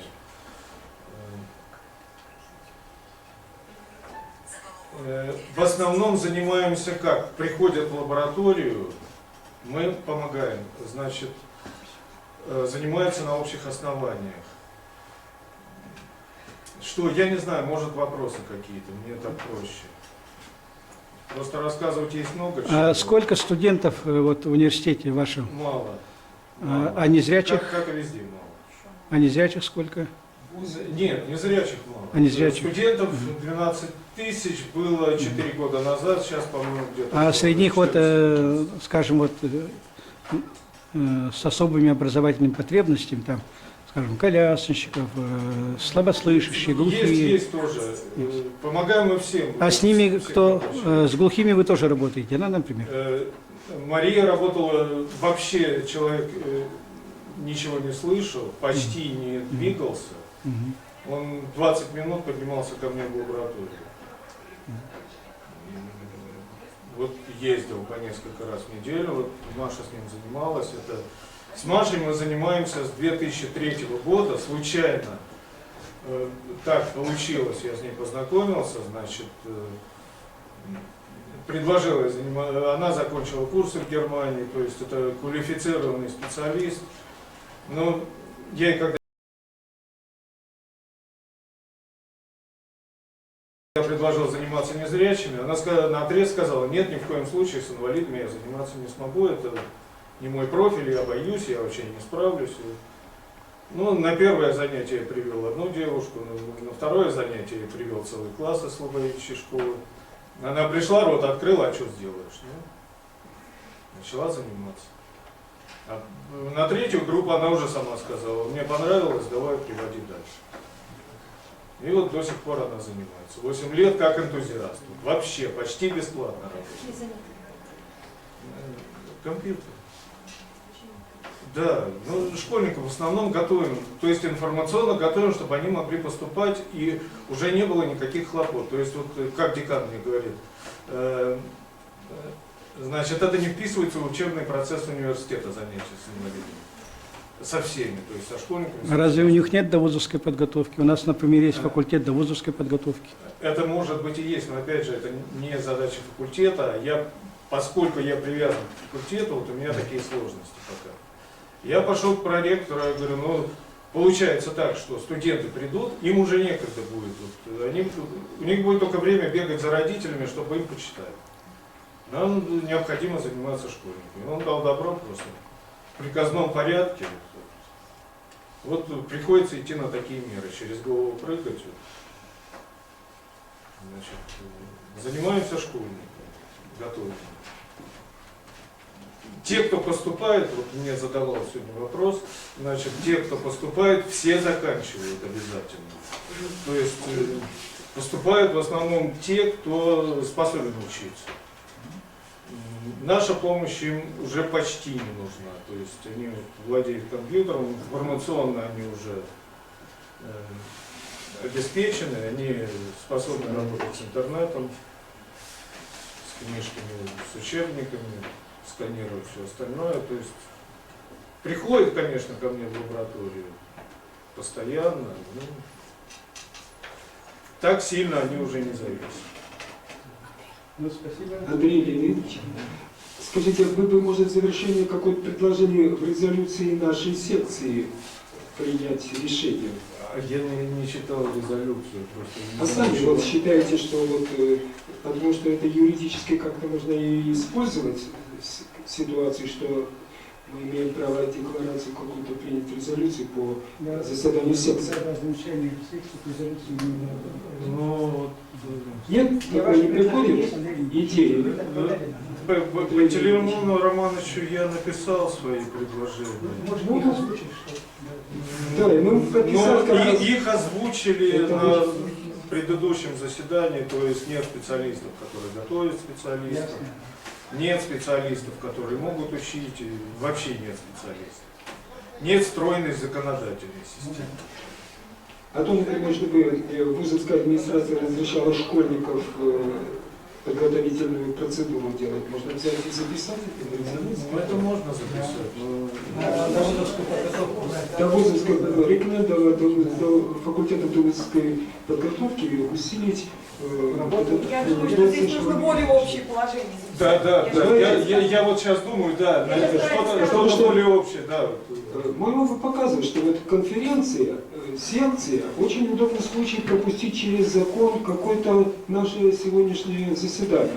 Присутствовало 38 человек, проголосовало та-та, и уже назад думайте, а я следующему человеку предоставлю. Ну вот, Марина, ты думай. Да, Андрей Ильич, спасибо. Марина Анатольевна Рощина, 145 минут. Нет, я стараюсь долго, да, я попробую подвести итоги, да, если позволите. Просто вот я здесь сижу рядом с Георгием Васильевичем, чтобы, ну, как бы я не просто так сижу, я все-таки попытаюсь подвести итоги. Вот то, о чем сейчас говорили с Андреем Леонидовичем непосредственно. Дело не в том, что нужно школьников готовить. Дело в том, что мы должны записать, что компьютерные технологии в отношении, по крайней мере, инвалидов по зрению. Вот что хотите делать, если я позволю называть этих детей, там, и взрослых, вот этим словом мне оно привычнее, там, с ограниченными и неограниченными возможностями, бог с ним, да? Вы меня поймете, слепые, слабовидящие, инвалиды по зрению, она уже. Вот, значит, нужно записать, наверное, что компьютерное обучение, освоение компьютерной грамотности является важнейшей частью реабилитационной подготовки. Если вот, будущий студент не владеет уровнем, не имеет уровня реабилитации достаточного для его обучения, ему учиться будет очень сложно. Это касается и ориентированных пространств и так далее, и компьютерная подготовка, она относится вот сюда же. Марина Анатольевна, вы почетче вот предложение, которое мы в рекомендации.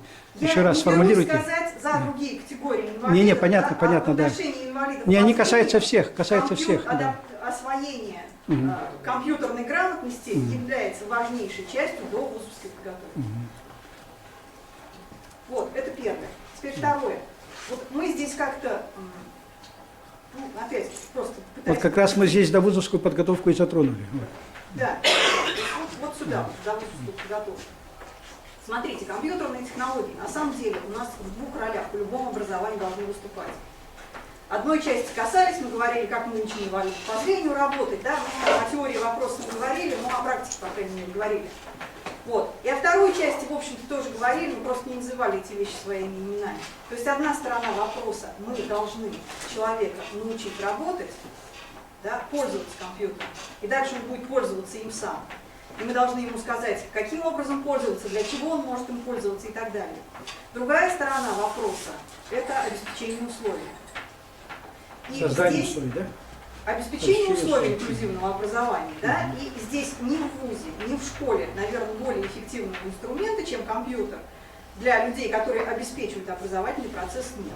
Это вот и Володя Скалов сейчас говорил, и у нас это делается так же, то есть вот Катерина Владимировна говорила, что важнейшая часть нашей деятельности – это информационная поддержка студентов. То есть все мы по-разному это делаем, но какой вопрос встает вот сейчас, если мы говорим об инклюзивном образовании, кто это будет делать? Мы можем сколько угодно говорить, что компьютерные технологии эффективны там и так далее, но пока мы не научим людей это применять, оно, наверное, никуда не пойдет. Подготовка кадров. И здесь встает вопрос, который сегодня поднимался постоянно, это подготовка кадров. Ребята, вот что хотите, мы все занимаемся с вами художественной самодеятельностью сейчас. Вот от художественной самодеятельности надо уходить. Я вижу только один путь ухода от художественной самодеятельности, да, вот Георгий Васильевич меня совершенно точно поддержит, это наука. Другого варианта просто не вижу. Потому что мы можем просто обмениваться опытом, переписываться там с Володей, с Пантелеймоном Романовичем, но это все равно будет вот на том же уровне. Наверное, вот Пантелеймон Романович написал диссертацию, я там что-то написала, да, Владимир Вячеславович будет следующим. В общем, каким-то образом нужно создавать что-то типа научного сообщества, потому что вот получается так, я что-то сделала, мне это показать некому. Я приношу это в свой совет, да, я защищаю диссертацию, сколько членов этого диссертационного совета способны понять, о чем я говорю. Ну да. 2,5 человека. То есть нужно сообщество специалистов, которые занимаются вот именно вот этими нашими компьютерными вопросами. Вот это как-то надо очень хорошо сформулировать. Вот это вот как раз важно. Да. Марина Анатольевна, хорошо сформулировать. Да, не знаю, Георгий Васильевич, ну-ка помогите Марине Анатольевне, этот тезис. Вот. То есть вот это как раз вам созвучно, Георгий Васильевич. Да? То есть, значит, что у нас хорошо, вот Екатерина Владимировна говорит, университет нас как раз поддерживает в плане науки. На мой взгляд, вот это ключевой момент и для Андрея Леонидовича, и для Александра Дмитриевича, да, потому что университеты сейчас в научной работе заинтересованы. Конечно. И если вы создадите условия, когда, вот сейчас вот Володя рассказывал, да, у них люди курсовые пишут. Люди, то есть это область приложения научных интересов. Вот если это пойдет, университет, скорее всего, поддерживать будет. Конечно, нужны какие-то заинтересованные люди. Вот, мы в прошлом году с Екатериной Владимировной были в Молдавии. Там ситуация получилась аналогичной, вот как во Владивостоке. Они сделали темпусский проект, создали в университете студенческий центр компьютерный. Да? Пока проект был все замечательно. Проект закончился, и как-то университет к этому потихонечку потерял интерес. Потому что нет человека, который будет вот вокруг этого работать. Работа, которой университет интересует. Когда университет просто учит студентов, это здорово, там где-нибудь показать, просто там журналисты пришли, да, нас для этого тоже часто используют. А когда у вас есть центр, который еще науку делает, да, оно университету, наверное, интереснее. Тогда, чтобы вы завершали, а не мой микро, прочтите мою статью, то есть в технологиях есть один узкий вопрос, это синтезатор речи. Именно наука научное обоснование, что должен именно незрячий в навигационном плане синтезатор речи. Мы с вами говорим, потому что я с вами не согласна в некоторых вопросах, я никогда не В общем, ладно, Георгий Васильевич, мы с вами... Да, это потом, значит, у вас будет целый день, конечно. Сейчас, вот еще одну мысль, пока я ее не потеряла. Пока в голове, да. Вот то, о чем говорил сегодня Володя, да, как работают студенты, здесь есть еще одна сторона вопроса. Мы с вами можем сколько угодно говорить про наши компьютерные технологии, пока это не будет знать масса, технологии останутся невостребованными. Наши работодатели не знают, что можно использовать компьютер для трудоустройства. Приходит слепой человек, его спрашивают, как ты будешь работать, он им там на пальцах объясняет, что я буду работать на компьютере, делают квадратные глаза, говорят, мы вам перезвоним. То есть в обществе еще пока вот этой вот культуры ее нету. Согласны со мной? И вот то, что вот у Володи делают, то, что зрячие студенты приобщились к тому, что они разрабатывают специальные технологии, это здорово еще вот в этом плане. Мы тоже задумали разработку спецкурса для факультета ВМК, то есть показать компьютерным специалистам, будущим айтишникам, что есть вот еще такая сфера применения информационных технологий и что она нам дает, вот что важно на самом деле. Вот. Что еще? Ну, наверное, вот так вот. В основном, наверное, все мысли, которые я хотела... Да, и вот то, что я Александру Дмитриевичу выражала, почему я считаю, что образовательное учреждение должно именно обеспечивать вот эту образовательную поддержку. Да, конечно, студент пришел подготовленным. Но на каждом сейчас практически факультете, по каждой практически специальности компьютерные предметы есть. И вот это нужно... Ну, я не уверена, что каждый незрячий студент, даже прошедший предварительную какую-то подготовку, может эти компьютерные предметы освоить в том объеме, в котором они даются зрячим студентам. У меня был пример такой, да, есть факультет социальных наук, с которым мы тесно работаем. Понадобились им какие-то программы для статистической обработки данных, СПСС знаменитые, да. Что моя студентка будет делать с СПСС? Там, конечно, какие-то скрипты есть в Джозе, да, но читают так сяк, не перекосяк. Там где-то как-то что-то мы ей смогли помочь, да? Но я убеждена, что ни один, вот ни одно из наших учреждений, ну, может, Владимир Вячеславович, у него там посерьезнее все, да, и все-таки у них некие такие специальные условия есть. Мы поодиночке вот этих всех курсов, которые потребны всем нашим студентам, мы их не хотим ограничить им факультеты, да? Вот ты там на социологию иди, да, на психологию не иди, потому что у нас нет программ для обработки тестов, пригодных для Джоза.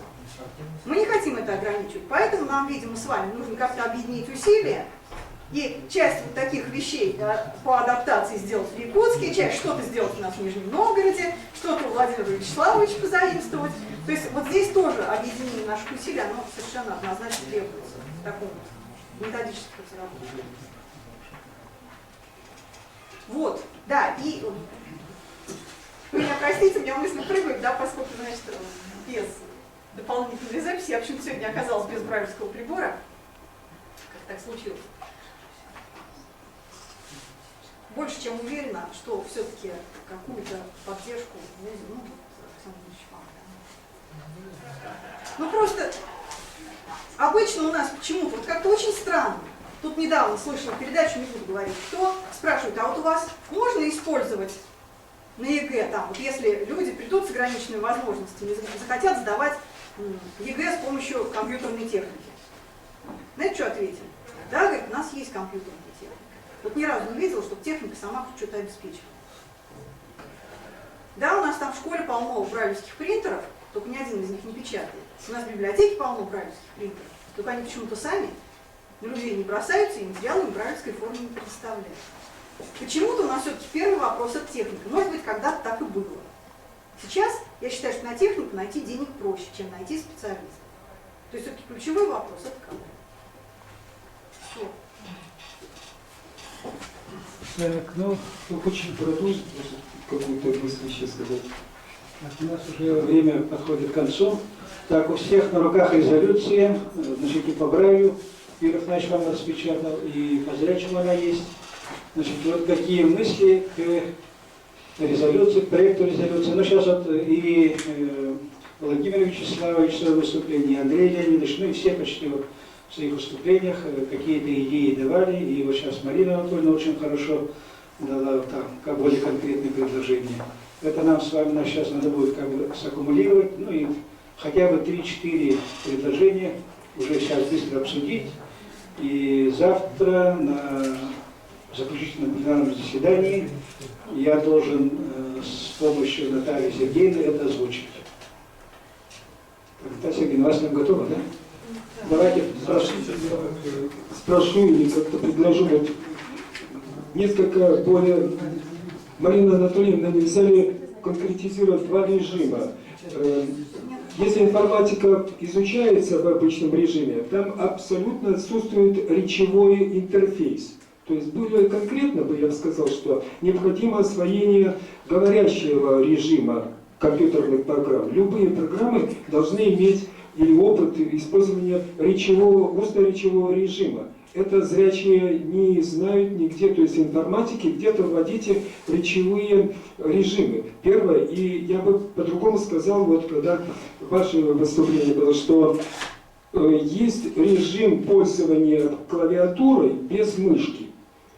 Необходимо навык работы с клавиатурой без мышки. Это говорит о режиме, незрячем режиме. Может, как-то бы, вот, Марина Анатольевна, иметь в виду конкретнее эти два эргономических режима? Я уточнить хотел. Нет, так оно вот оно. Нет, это вот словом адаптивная компьютерная технология это объясняется. У нас, Георгий Ильич, вы поймите, вы профессор, у нас международная конференция, вы ходите, нет, вы в детализацию ходите, не надо в детализацию. У нас адаптивная компьютерная технология. Этим все сказано. Придете? Да. Вот мы с вами поговорим правильно. Да. Не надо вот конкретизации. У нас, вы профессор, вы участник многих конференций. У нас сейчас замечание к резолюции. Дополнение.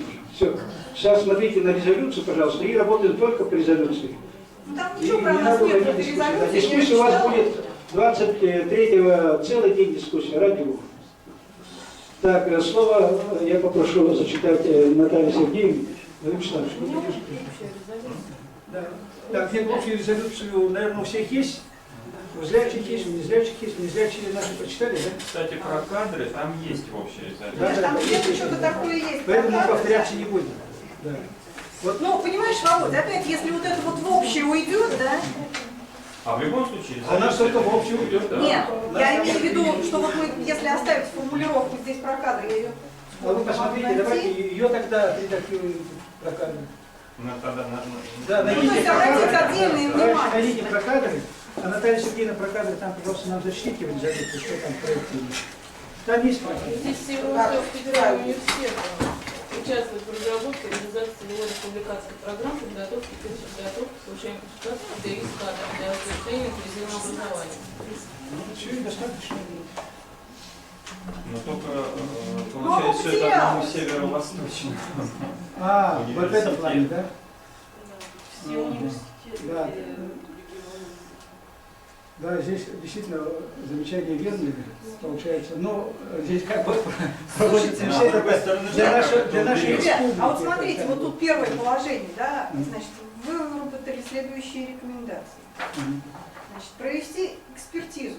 Законодательный баз. Нет, у меня сразу вот вопрос. Я понимаю, что мы все резолюции пишем. Кто? Кому провести-то? Конференция закончилась. А? Что это написано? Провести экспертизу законодательной базы на предмет соблюдения прав детей с особыми образовательными потребностями. Это первый пункт? Нет, это знаете где? Это где уже участники конференции выработали следующие рекомендации. А дальше Министерство образования? Володь, на предпоследнем листочке. Там, наверное, кому-то уже адресовано. Да никому. Там не Может, я почитаю, что рекомендовано. Нет, ну вот сразу провести экспертизу. Нет, вот Послушайте. участники конференции выработали следующие рекомендации. Нет, Екатерина Владимировна, мы вас А, не то есть будем у меня, значит, беспокоить. это другой вариант, да? А по Брайлю нет. По Брайлю, я тоже говорю, что такое. По Брайлю? Нет, значит, не нам первый проект дали. Вот видите, вот так. Она выходила немножко другое. Да, вам другое подсунуть. Прочитать ее надо просто. Нет, сейчас... Нет, ну может быть вот эту часть, Нет, потому что Наталья остальное Сергеевна там почитает. констатация. Так, на это Вот это Наталья место. Сергеевна почитает, давайте послушаем. Давайте я тоже все рекомендации читаю. Да. Министерство образования и науки Российской Федерации формировать в субъектах Российской Федерации сеть базовых образовательных учреждений, осуществляющих совместное обучение детей с особыми образовательными потребностями и лиц, не имеющих нарушений в развитии. Второе. Предусмотреть возможность совмещения профиля логопедной педагогики и логопедии по направлению специального психологического образования. Государственному собранию Республики Саха-Якутия. Первое. Ввести дальнейшую работу по развитию законодательной базы на предмет соблюдения в Республике прав детей с особыми образовательными потребностями на образование. Правительство Республики Саха-Якутия разработать и утвердить концепцию инклюзивного образования. Нет, вот здесь я сразу дополню. Мы концепцию уже, вот я и им тоже говорил, этому директору Петриного института тоже говорил, проректору, которого вчера был на встрече с ректором, тоже уведомлял, ректору я отчет писал. Наша лаборатория уже этот проект подготовила. Он уже был обсужден на августовском совещании педагогов республики. Здесь вот мы не должны писать разрыв, мы должны писать, принять концепцию и указать даже декабрь месяц. Сейчас идет уже обсуждение на сайте Минобра. То есть вот здесь мое такое замечание. Ну, следующий пункт — принять и реализовать проект «Безбарьерная среда» на 13-16 год. Министерство образования Республики Саха-Якутия. Первое. Консолидировать деятельность образовательных учреждений всех типов, ученых, педагогов, практиков, психологов, некоммерческих общественных организаций, родительских ассоциаций для реализации инклюзивного образования. Второе. Совместно с Северо-Восточным федеральным университетом разработать целевую республиканскую программу подготовки и переподготовки, повышение квалификации педагогических кадров для реализации инклюзивного образования. Третье. Разработать проект по созданию новой инфраструктуры детских садов, школ, средних и высших профессиональных образовательных учреждений для обучения детей и подготовки обучающихся, имеющих особые образовательные потребности. Северо-Восточным федеральным университетом. Первое. Развивать сотрудничество между образовательными учреждениями Российской Федерации и зарубежными странами, имеющими передовой опыт в реализации инклюзивного образования. Второе. Предусмотреть модернизацию структуры педагогического института, предполагающую открытие кафедры специальностей педагогики и психологии, а также Центр диагностики и консультирования. Третье. Участвовать в разработке и реализации целевой республиканской программы подготовки и переподготовки, повышения квалификации педагогических кадров для осуществления инклюзивного образования. Все. Значит, вот мне еще раз, вот Министерство образования России, да, мне кажется, надо там вот, у нас ведь Смолин занимается законопроектом, там ведь должна быть глава инклюзивного образования. Мне кажется, про это надо прописать. Владимир Вячеславович, вы в курсе, нет? Не в Министерстве Да, я не совсем образования. понимаю, а что? Законопроект еще не принят по образованию Российской а Федерации. специально? Там была, не, по образованию. Вот сейчас идет ведь дискуссия, целый год Фурсенко полоскает. Ну да. Вот там Смолин, его группа... Вы хотите про общий закон? Да, про общий закон. Там есть закон образования, там есть в законопроекте у Смолина глава инклюзивное образование. Вот это очень важный момент. Его Фурсенко не включает. Путин его не принимает. Вот это нам надо поддержать. Чтобы глава была, если мы говорим об инклюзивном образовании, у нас должна быть глава, не просто там написано интегративное образование и в кавычках, в скобках инклюзивное образование. То есть государство у нас опять, мы говорим о законодательной базе, и то же самое поддакиваем этому же государству, которое слово инклюзивно вообще забывает. И даже вот главу, которую разработали вот специалисты во главе со Смолиным Олегом Николаевичем, глава инклюзивного образования должна быть. У меня вот такое предложение, как вы думаете? А включение этой главы не перечеркнет вообще закон о специальном образовании? Не скажешь, он тогда вообще? Не. А что, его планируют все-таки, да? Закон о специальном образовании, это специальное образование в России остается. Планируют. Московский-то есть, а федерального нет. Федеральный ни такого нет. Сейчас вот целый год, даже, например, вот, мы должны, наверное, еще сказать нашим властям, то есть вот именно федеральным, о ратификации нашей конвенции, наверное. Ратификации конвенции-то нет. Слушайте, вот опять вот не про компьютер, блин, а про общие вопросы образования. Чё? Нет, а мы-то резолюцию делаем общую. Не, я понимаю, но предложения-то от секции должны быть по адаптивным компьютерным технологиям. Нет, но если у нас проект резолюции такой, мы должны общее сказать наше видение и уже включить нашу... Но это тогда придется писать что-нибудь типа там Государственной Думе Российской Федерации. Кому это будет адресовано, если включить главу? Нет, разработчик ведь Минобр. Они пишут Министерство образования. Прочитайте первое предложение. В принципе, заказчик даже. Да. Он и пишет. Утверждает это Государственная Дума. Нет, это утверждает, Проекты есть. а Они же проекта утверждают. делает Фурсенко делает. Нет, а что мы с этим должны сделать? Поддержать просто, да? Поддержать мы можем. Нет, вообще давайте просто. еще раз первый прослушайте про Минобр. Это Российской Федерации. Да. Формировать субъектов Российской Федерации сеть базовых образовательных учреждений, осуществляющих совместное обучение детей с особыми образовательными потребностями или с не имеющих нарушений в развитии. И включить в законопроект об образовании Российской Федерации главу «Инклюзивное образование». Поменять местами только сначала. Включить главу, а потом и создать сеть. Не-не-не, Георгиевич, вы не надо. Это сперва вот они правильно написали, мы к ним идем дополнение. У нас не должно быть первым. Это общее. Нет, наверное, Мы свои дополнения будем. И давайте вот так напишем тогда. Еще раз прочитайте, Анастасия, что у нас получилось. Законопроект. Нет, вы полностью как у них и наши Создать дополнения. сеть. Включить куда? Включить Какой в законопроект? закон. Законопроект об образовании Российской Федерации. Только лучше написать, наверное, проект закона об образовании. Нет, законопроект, они говорят законопроект. Ну, законопроект об образовании. Давайте так, проект закона. Это же проект закона. Он еще не Законопроект и проект закона в сущности одно и то же. Ну, звучит как грамотно. Не, они так и говорят, Фурсенко так и говорит. Все так Какой говорят. Грамотный как раз. Министр так может быть неграмотный. Бывает. Ну давайте это уже техническая сторона, там законопроект. Включить проект закона об образовании Российской Федерации главу об инклюзивном. Так. Это по Минобру. Дальше что там идет у нас? Не каждый. То, что к Минобру относится. Нет, дальше уже. Дальше.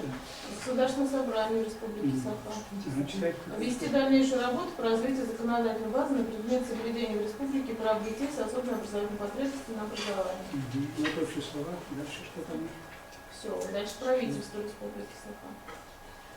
Разработать и утвердить Нет, концепцию. давайте здесь тогда вот законодательное собрание по поводу законопроекта. Принять национальный закон по специальному образованию. Не, инклюзивный. У нас не специальный, здесь инклюзивный. Ой, об инклюзивном, конечно. Не национальный закон, а закон Республики Саха. Здесь он не говорится национальный. Просто республиканский закон. Закон так Да. нет. Вот закон об инклюзивном, наверное, нехорошо. Закон все-таки о специальном. Нет, везде закон. В городе Нет, Москве есть закон об сегодня инклюзивном было образовании. озвучено, часть инклюзивного. Специального образования закона. Об 10 апреля инклюзивном 10 законе никакого нет. Нет. Об инклюзивном Закон о образовании. специальном образовании в апреле 10 года. Если это принять, они тогда специальные школы закроют. Скажут, вот у вас закон об инклюзивном. Нет, это нельзя, Пантелеймон Романович, что вы? Нет, у вас закон об инклюзивном образовании. Я сейчас вот с компьютера принесу вам. Принесите. Когда мы 10 Вы обсуждаете пока дальше. Пойдем, Наташа, пойдемте, покажу. Слушайте, ребята, есть еще одна фигня, куда надо вписывать.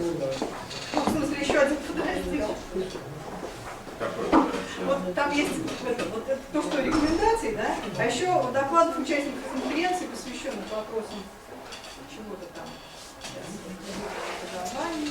В общем, было отмечено следующее. И вот, наверное, вот то, о чем мы говорили, может быть, хотя бы вот сюда написать. Ага, что вот о необходимости. Ну, то есть, что компьютерные технологии там являются необходимым Да, только инструментом. я бы все-таки еще добавил компьютерные технологии и владение рельефной точной системой Брайля. Володя, я с тобой целиком полностью согласна. Но? Сейчас. Нет, ну как-то, ты понимаешь, что мы все в свою сторону тянем. Да. Какую свою? Ну, все у нас То есть противно. компьютерными технологиями могут владеть все. Все у нас тихо. Нет, все-то они так научатся, да, а наших надо отдельно учить. И это им важно не только как образование, да, а им это важно как реабилитация. Технологии компьютерные, да. Эти для глухих свои там есть. Нет, а про Брайль, нет, погоди, а ты про Брайль какую предлагаешь формулировку? Я просто добавил. Вот Нет. А если отдельно, я даже... Нет, просто понимаешь, в чем проблема-то? Ну, а если там человек ослеп в 16 лет,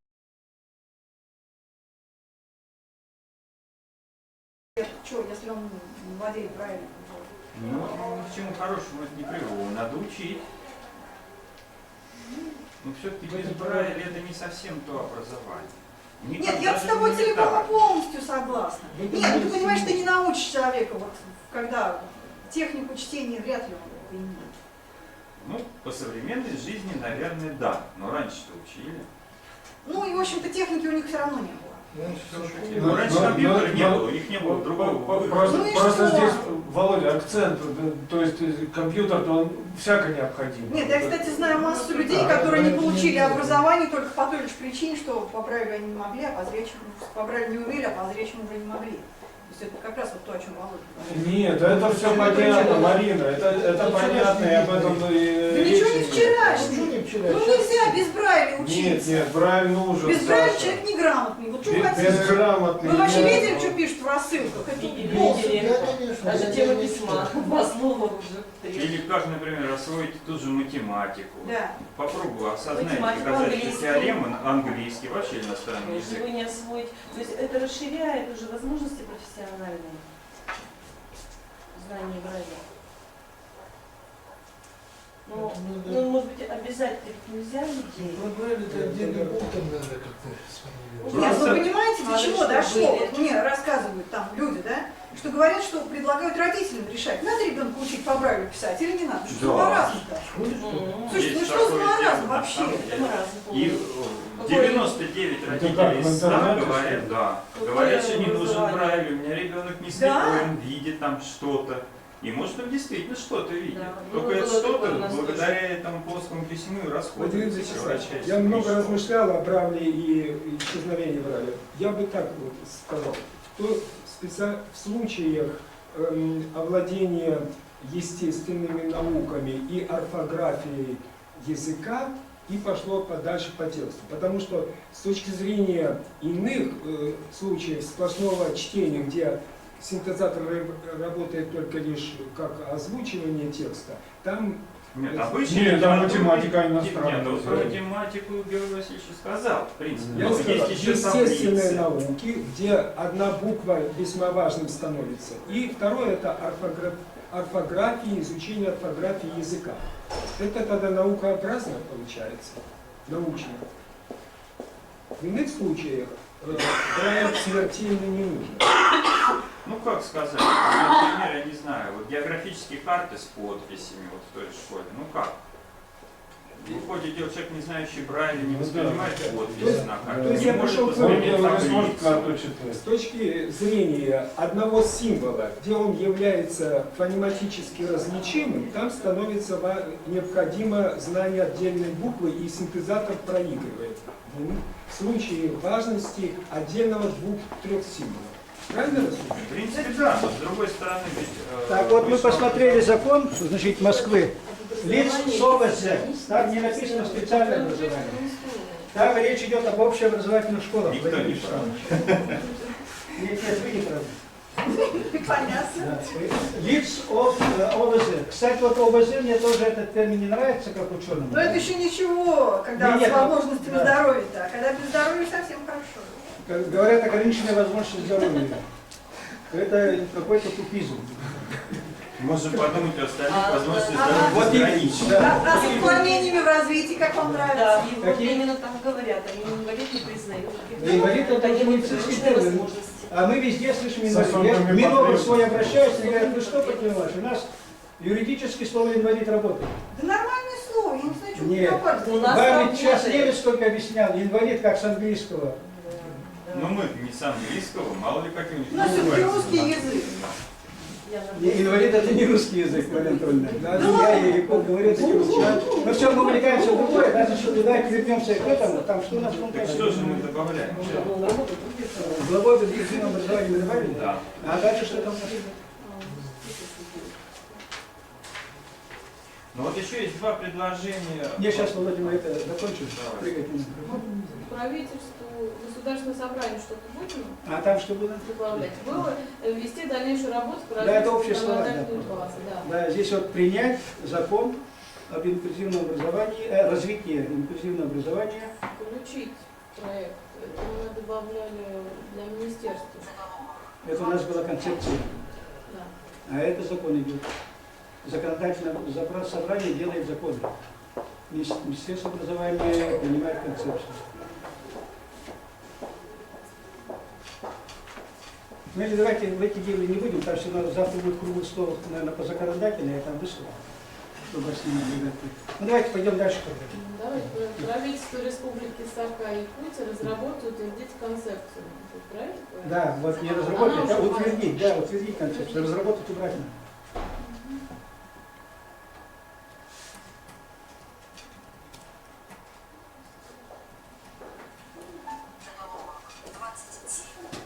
Как принять концепцию автономии? Там утвердить концепцию. Это на коллегии Министерства образования концепция утверждается. Решением коллегии.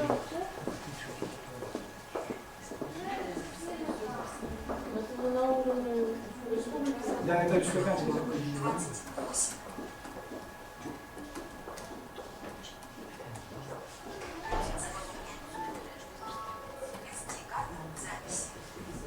И предпринять и реализовать проект «Безбарьерная среда» на 12-16 год. Ну, он уже давно видел, что они пишут, даже не знаю. Но он включен. Ну пусть это я мыслю, просто люди не владеют информацией. Следующее. Министерство образования Республики Саха-Якутия консолидирует деятельность образовательных учреждений всех типов. А мы сейчас про Министерство... А мы где про концепцию говорили, я не помню. Про концепцию мы говорили, сначала начинаем с Министерства образования и науки. Российской Федерации, да. Нет, а там утвердить концепцию, то почему-то там не должно быть. Нет, концепцию. Это законодательное собрание. Да, государственное собрание. Нет, законодательство... Правительство Республики Саха. Нет, там надо все начало не путать. Ну как, вот здесь Нет, правительство давайте с Республики самого Саха начала. утвердить концепцию. Нет, с самого начала. Министерство образования и науки Российской Федерации. Сформировать субъектов Российской Федерации базовых образовательных учреждений, осуществляющих совместное обучение детей с особыми образовательными потребностями жизни, имеющих нарушения развития. Мы с вами договорились добавить туда, включить в проект закона об образовании Российской Федерации главу об инклюзивном образовании. Это хорошо. А следующее, предусмотреть возможность совмещения профилей. Слушайте, а может формулировку-то оставить московское образование лиц с ограниченными возможностями, нет? Речь, у нас есть конференция об инклюзивном образовании. У нас закон уже разработан. Следующее, Государственное собрание Республики Саха-Якутия. Если вот, Марина Анатольевна, я вернусь к вашей реплике, как говорит Владимир Вячеславович, это закон о специальном образовании. Нет, не смотрю, я просто, у меня с законом сложные отношения, поэтому не надо ничего наблюдать, я как бы от этого абстрагируюсь. Да, поэтому вот инклюзивно идет дальше. Так, Государственное собрание пропускаем? Нет, читаем. Ввести дальнейшую работу по развитию законодательной базы на предмет соблюдения в республике прав детей с особыми образовательными потребностями на образование. Правительство Республики Саха-Якутия разработать и утвердить концепцию инклюзивного образования мы заменили на утвердить концепцию инклюзивного образования в Республике Саха-Якутия. Ну, это не туда отправили. Неграмотное состояние, конечно. У нас вину будет утверждать. Ну, везде вину будет утверждать концепцию. И дальше идет принять и реализовать проект безбарьерной среды. Министерство образования Республики Саха-Якутия консолидирует деятельность образовательных учреждений всех типов, ученых, педагогов, практиков, психологов, некоммерческих общественных организаций, родительских ассоциаций в реализации инклюзивного образования. Второе. Совместно с Северо-Восточным федеральным университетом разработать целевую республиканскую программу подготовки повышения квалификации Да, педагогических. это целевая республиканская программа, поэтому здесь только относится к Северо-Восточному федеральному. Для реализации инклюзивного образования. Третье. Разработать проект по созданию новой инфраструктуры детских садов, школ, средних и высших профессиональных образовательных учреждений для обучения детей, подготовки обучающих, имеющих особые образовательные потребности. А следующее. Северо-Восточному федеральному университету. Развивать сотрудничество между образовательными учреждениями Российской Федерации и зарубежными странами, имеющими передовой опыт реализации инклюзивного образования. Второе. Предусмотреть модернизацию структуры педагогического института, предполагающей открытие кафедры специальной педагогики и психологии. Вот здесь опять-таки непонятно. Если мы говорим речь об инклюзивном образовании, здесь зачислялось специальное образование. Но мы же не можем в педвузах готовить на общей педагогике. Я сейчас ведь вот почему начинают ведь готовить. Ну, вы как считаете, что педагог может быть универсалом? То есть, Это реально обучать сразу владеть несколькими методиками? Ни в коем случае. На мой взгляд, это либо логопед... Нет, я вас понимаю как защитника специального образования. Я тоже защитник специального образования. Но дело в том, что... Я Зарубиной доказывал лет 5 назад, что инклюзивное образование нужно. Она говорит, что, Пантелей Иванович, куда наших детишек? Теперь она со мной согласна, говорит, наши детишки в спецшколах начинают дуреть. Нужно инклюзивное образование. Так у нас сейчас в спецшколах инклюзивное образование. Нет, извините, у нас специальное образование. Не, ну туда добавили, я не знаю. Это не инклюзия, туда добавили только инвалидов. Здоровых людей туда не добавили. Нет, так инклюзия, когда это все... Пантелеймон Романович, там исключение нормальные, умственно нормальные дети. Это исключение уже. Там один-два. О чем я и говорю. О чем я и говорю. Ну так я говорю, инклюзивное. Это не инклюзивное. Инклюзивное, когда и здоровые, и наши дети. А в наших школах уже, извините, все умственно отсталые. Сейчас, и я Зарубиной доказывал аргумент инклюзивного образования. И Николаю Николаевичу Малафееву нынче в июне, когда был, доказывал, что в республике Саха-Якутия только одна специальная школа для слепых, в ней учатся 100 человек. В республике 500 инвалидов по зрению. Они все в эту школу не войдут. Они учатся в общеобразовательных школах. Для них надо создавать условия, о чем говорит Медведев, о чем говорит Путин. То есть условия инклюзивного образования. Николай Николаевич меня понял, Зарубина меня тоже поддержал. То есть об этом я говорю. Николай Николаевич говорит о том, что инклюзия это вот как некая форма, они полностью перестраивают все образование, только... Я согласен. Специальное образование у нас должно быть обязательно. Что, ни в коем случае. А в России, извините, школы 8 вида закрывают, всех их в общие школы гоняют. У нас в республике такого нет. Мы все спецшколы сохранили. Мы специальное образование держим. Я вот сам выпускник специального образования. Я здесь 20 лет борюсь за специальное образование. Я добился, вот поедете завтра, кто поедет в школу слепых детей, посмотрите, какая шикарная школа. В России такой нет. Но, правда, там нюансы. Соединили слабослышащих и слепых. Это неправильно. Два корпуса. Очень удачно. Всех У нас то же самое. Это неправильно.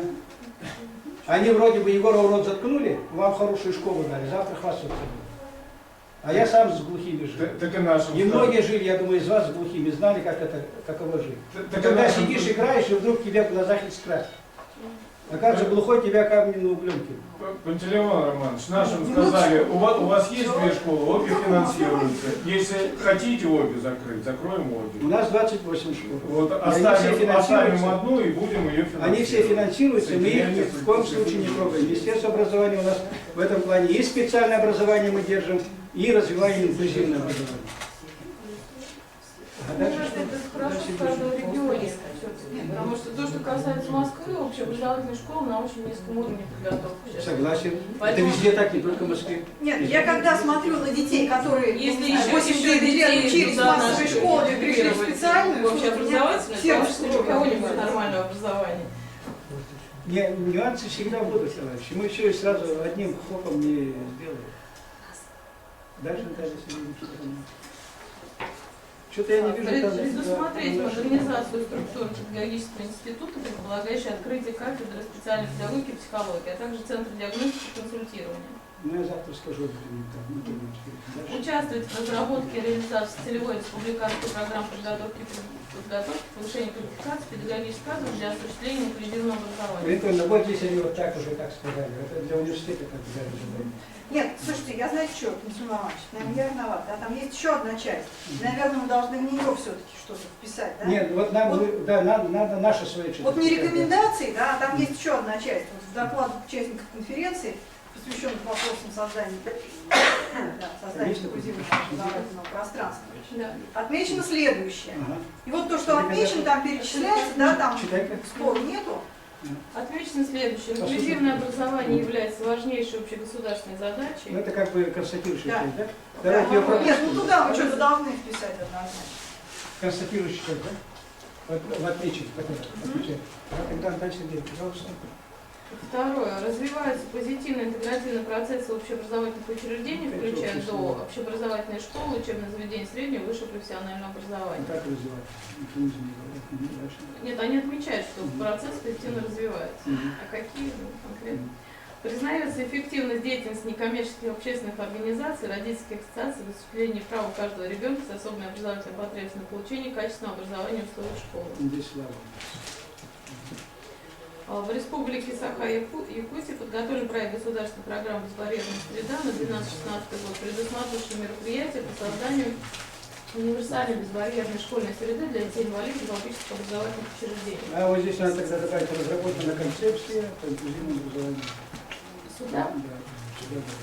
Если они говорят, разработан проект, то у нас и проект концепции тоже разработан. Тогда нужно будет убирать из рекомендаций, если он разработан. А там утвердить. Имеется проблема по созданию инклюзивного образовательного пространства, связанная с недостаточной подготовкой специалистов и общества в целом к реализации инклюзивных практик. Необходима дальнейшая разработка нормативно-правовых актов, определяющих организацию инклюзивного образования. И важным является развитие соответствующей инфраструктуры для создания необходимых условий обучения, воспитания и социализации детей с особыми образовательными потребностями. Все. Куда добавим? Значит, вот предлагаю, знаете, какую формулировку? Компьютерные технологии в силу своих компенсаторных возможностей могут и должны выступать в процессе профессионального, да, инклюзивного образования в двух ролях. Как инструмент обеспечения полноценного учебного процесса. И, есть она. И как важнейший предмет для освоения. Мы писали по-другому немножко. Обучение освоения компьютерной грамоты является важнейшей частью удовольствия подготовки. Нет, тогда... Нет, как красивее будет. То есть, нет, просто здесь-то другая вещь написана немножко, да? Я не знаю, что из этого... Не, по-моему, ценнее вот, что является частью удовольствия подготовки. Должно являться. Нет, это другое. Здесь не то. Что? Нет, здесь на самом деле немножко другое написано, я согласна, да? То есть вот нет, ваше предложение... другую роль нужно обеспечить, не нет, знаю. Вы еще раз сформулируйте ваше предложение. Наталья Сергеевна записывает. Второй вариант наш. А он уже? Не, ну может первый запишет, да? Может быть уже оставить продовольствие. Компьютерная грамота как-то не то, мне кажется. Второй вариант у вас лучше звучит. Компьютерная грамота как-то не то. Ну, пускай обучение освоения адаптивных компьютерных технологий является детей с ОВЗ, является важнейшей частью удовольствия подготовки. Вот. Нет, ну вот на самом деле, да, вот формулировка, которую я сейчас говорю, она еще другую вещь предполагает, да, про которую, в общем, не говорили, Володя. Ну да. То есть, мне кажется, это тоже... Две роли. Да, две роли отметите тогда. Может быть, все-таки вот эту, да, она как бы довольскую подготовку, нет, может быть, написать в частности. Да. Вот, ну, то есть поставить вот здесь точку, да, и написать, что вот в частности, там, и далее по тексту.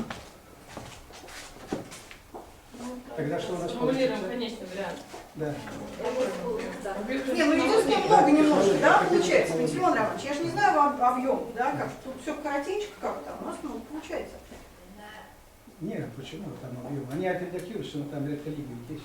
Там ну, то есть вот я предлагаю обе эти вещи написать. Компьютерные технологии в силу своих компенсаторных возможностей могут и должны выступать в образовании в двух ролях. Как инструмент обеспечения полноценного учебного процесса и как важнейший предмет для освоения. А дальше в частности, Наталья Сергеевна, как вы формулировали? Выступает как инструмент обеспечения. Нет. В частности, продовольственную подготовку. Нет, она пишет еще ваше предложение, Марина Анатольевна. Вы еще повторите предложение ваше. Выступает как инструмент обеспечивающий. Так, значит, в двух ролях, да? Как инструмент обеспечения полноценного учебного процесса. Я вам присылала это, Пантелеймон Романович. И как важнейший предмет для освоения. Инструмент обеспечения учебного процесса. И как важнейший предмет для освоения. Точка. Точка. или точка запятая, там в частности. Ну что? Ой, я всегда ставила точку запятой. Эти точки запятая поставим. У меня руководство предложений больше 10 строчек не читает. Я не понимаю. В частности? Нет еще. Вот. А дальше вот то, что у нас было, да, про довузскую подготовку. Как там было-то?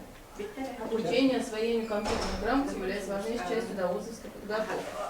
Слово важнейший. Освоение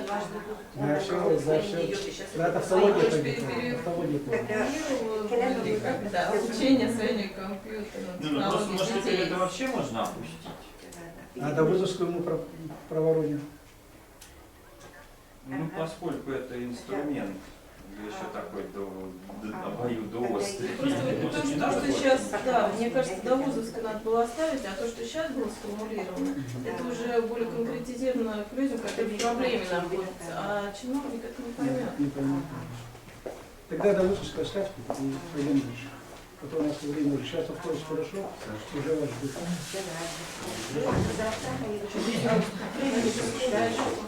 Дальше что вы смотрите? Получилось, что мы должны... Нет, здесь мы уже все прошли. Ну все тогда. Да. Все. У нас был работа стандарт. Мы это сколько надо? Так, у кого сейчас? 17:26. Все уже. Да, спасибо за работу в секции. Значит, кто желает завтра мастер-класс, Сумарокова Ирина Германовна будет проводить мастер-класс в детсадике номер 11, о чем я сегодня говорил. Значит, я курирую этот мастер-класс, кто желает, можете туда поехать. Да, потом вы приезжаете сюда на мастер-класс Марины Анатольевны. Филимон Романович меня подставил. По поводу программы. Ничего. Ладно, я завтра Ну все, скажу, что я... большое спасибо, товарищи. Давайте собирайтесь и в автобус. Вас там уже ждут. Да. Ну, я не знаю, в 5 говорили. Они говорили, в 5 часов там будет.